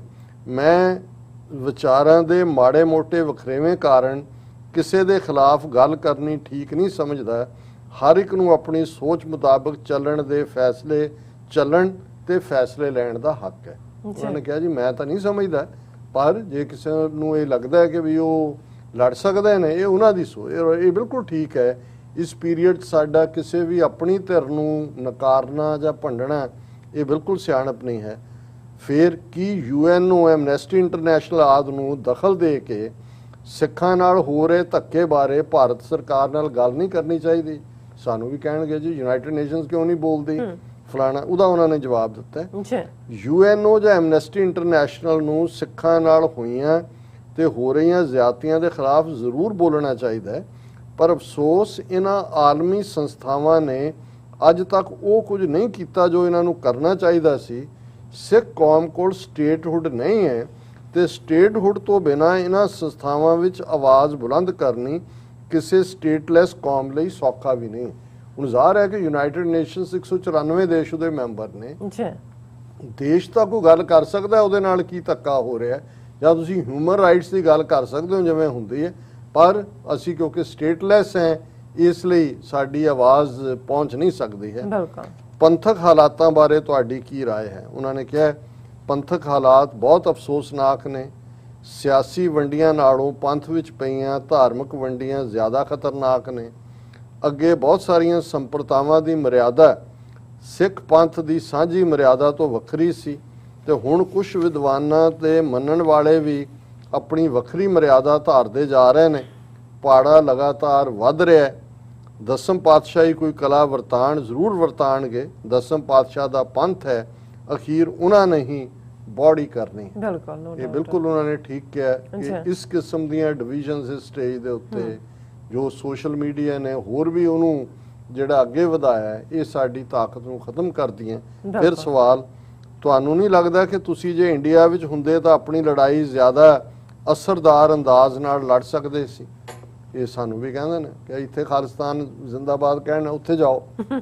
ਜਿਹੜੇ ਉੱਥੇ ਨੇ ਉਹਨਾਂ ਨੂੰ ਕਹਿੰਦੇ ਨੇ ਜੀ ਇਹ ਤਾਂ ਆਪਣਾ ਦੇਖੋ ਜੀ ਇਹਨਾਂ ਦੀ ਤਾਂ ਸੁਣਦਾ ਕੋਈ ਨਹੀਂ। ਉਹਦਾ ਉਹਨਾਂ ਨੇ ਜਵਾਬ ਦਿੱਤਾ ਹੈ। ਇਹ ਗੱਲ ਅੱਗੇ ਵੀ ਕਈ ਦੋਸਤਾਂ ਨੇ ਕਹੀ ਹੈ ਕਿ ਤੁਸੀਂ ਜੇ ਇੰਡੀਆ ਵਿੱਚ ਹੁੰਦੇ ਤਾਂ, ਪਰ ਮੇਰੇ ਪੱਖ ਤੋਂ ਸੋਚਿਆ ਮੇਰੀ ਜਲਾਵਤਨੀ ਵਿੱਚ ਰਹਿਣ ਦਾ ਫੈਸਲਾ ਠੀਕ ਸੀ। ਠੀਕ ਹੈ, ਖਾਲਿਸਤਾਨ ਲਹਿਰ ਦਾ ਭਾਰਤ ਦੀਆਂ ਹੱਦਾਂ ਤੋਂ ਬਾਹਰ ਵਜੂਦ ਲਹਿਰ ਨੂੰ ਇੰਟਰਨੈਸ਼ਨਲਾਈਜ਼ ਕਰਦਾ ਹੈ। ਇਹ ਲਹਿਰ ਲਈ ਇੱਕ ਤਾਕਤ ਸਮਾਨ ਹੈ। ਸਾਡੀ ਜਲਾਵਤਨੀ ਭਾਰਤ ਨੂੰ ਰੜਕਦੀ ਹੈ ਤੇ ਇਹ ਰੜਕਣਾ ਸਾਡੇ ਲਈ ਸਕੂਨ ਦਾ ਕਾਰਨ ਹੈ, ਸਾਡੀ ਤਾਕਤ ਹੈ। ਕੌਮ ਦੀ ਗੁਲਾਮੀ ਖਿਲਾਫ ਲੜਦੇ, ਘਰ-ਬਾਰ ਛੱਡੇ ਸੀ, ਸਰਹੱਦਾਂ ਤੋਂ ਬਾਹਰ ਨਿਕਲਦੇ ਸੀ, ਮੁੜ ਗੁਲਾਮੀ ਵਿੱਚ ਆਣਾ ਕਦੇ ਠੀਕ ਨਹੀਂ ਲੱਗਦਾ। ਇਹ ਬਿਲਕੁਲ ਠੀਕ ਹੈ। ਇਸ ਵੇਲੇ ਸਭ ਤੋਂ ਵੱਡੀ ਸਿਰਦਰਦ ਡਾਇਸਪੋਰਾ ਸਿੱਖ ਨੇ ਉਹਨਾਂ ਦੀ। ਫਾਈਨਲ ਸਵਾਲ ਹੈ, ਆਜ਼ਾਦ ਸਿੱਖ ਰਾਜ ਬਾਰੇ ਭਾਰਤ ਤੋਂ ਵੱਧ ਵਿਦੇਸ਼ ਵਿੱਚ ਗੱਲ ਚੱਲਦੀ ਹੈ, ਇਸ ਬਾਰੇ ਉਹ ਕਹਿਣਾ ਜੀ ਇੱਥੇ ਤਾਂ ਹੈ ਨਹੀਂ ਜੀ, ਬਾਹਰ ਹੈ। ਉਹਦਾ ਉਹਨਾਂ ਨੇ ਜਵਾਬ ਦਿੱਤਾ ਯੂਰਪ, ਅਮਰੀਕਾ, ਕੈਨੇਡਾ ਆਦਿ ਵਿਦੇਸ਼ ਵਿੱਚ ਰਹਿੰਦੇ ਸਿੱਖ ਖਾਲਿਸਤਾਨੀ ਲਹਿਰ ਦਾ ਆਲਮੀ ਚਿਹਰਾ ਬਣ ਗਿਆ। ਇਹ ਇੱਕ ਗਲੋਬਲ ਫੇਸ ਹੈ ਜਿਹੜੇ ਉੱਥੋਂ ਦੇ ਸਿੱਖਾਂ ਦਾ।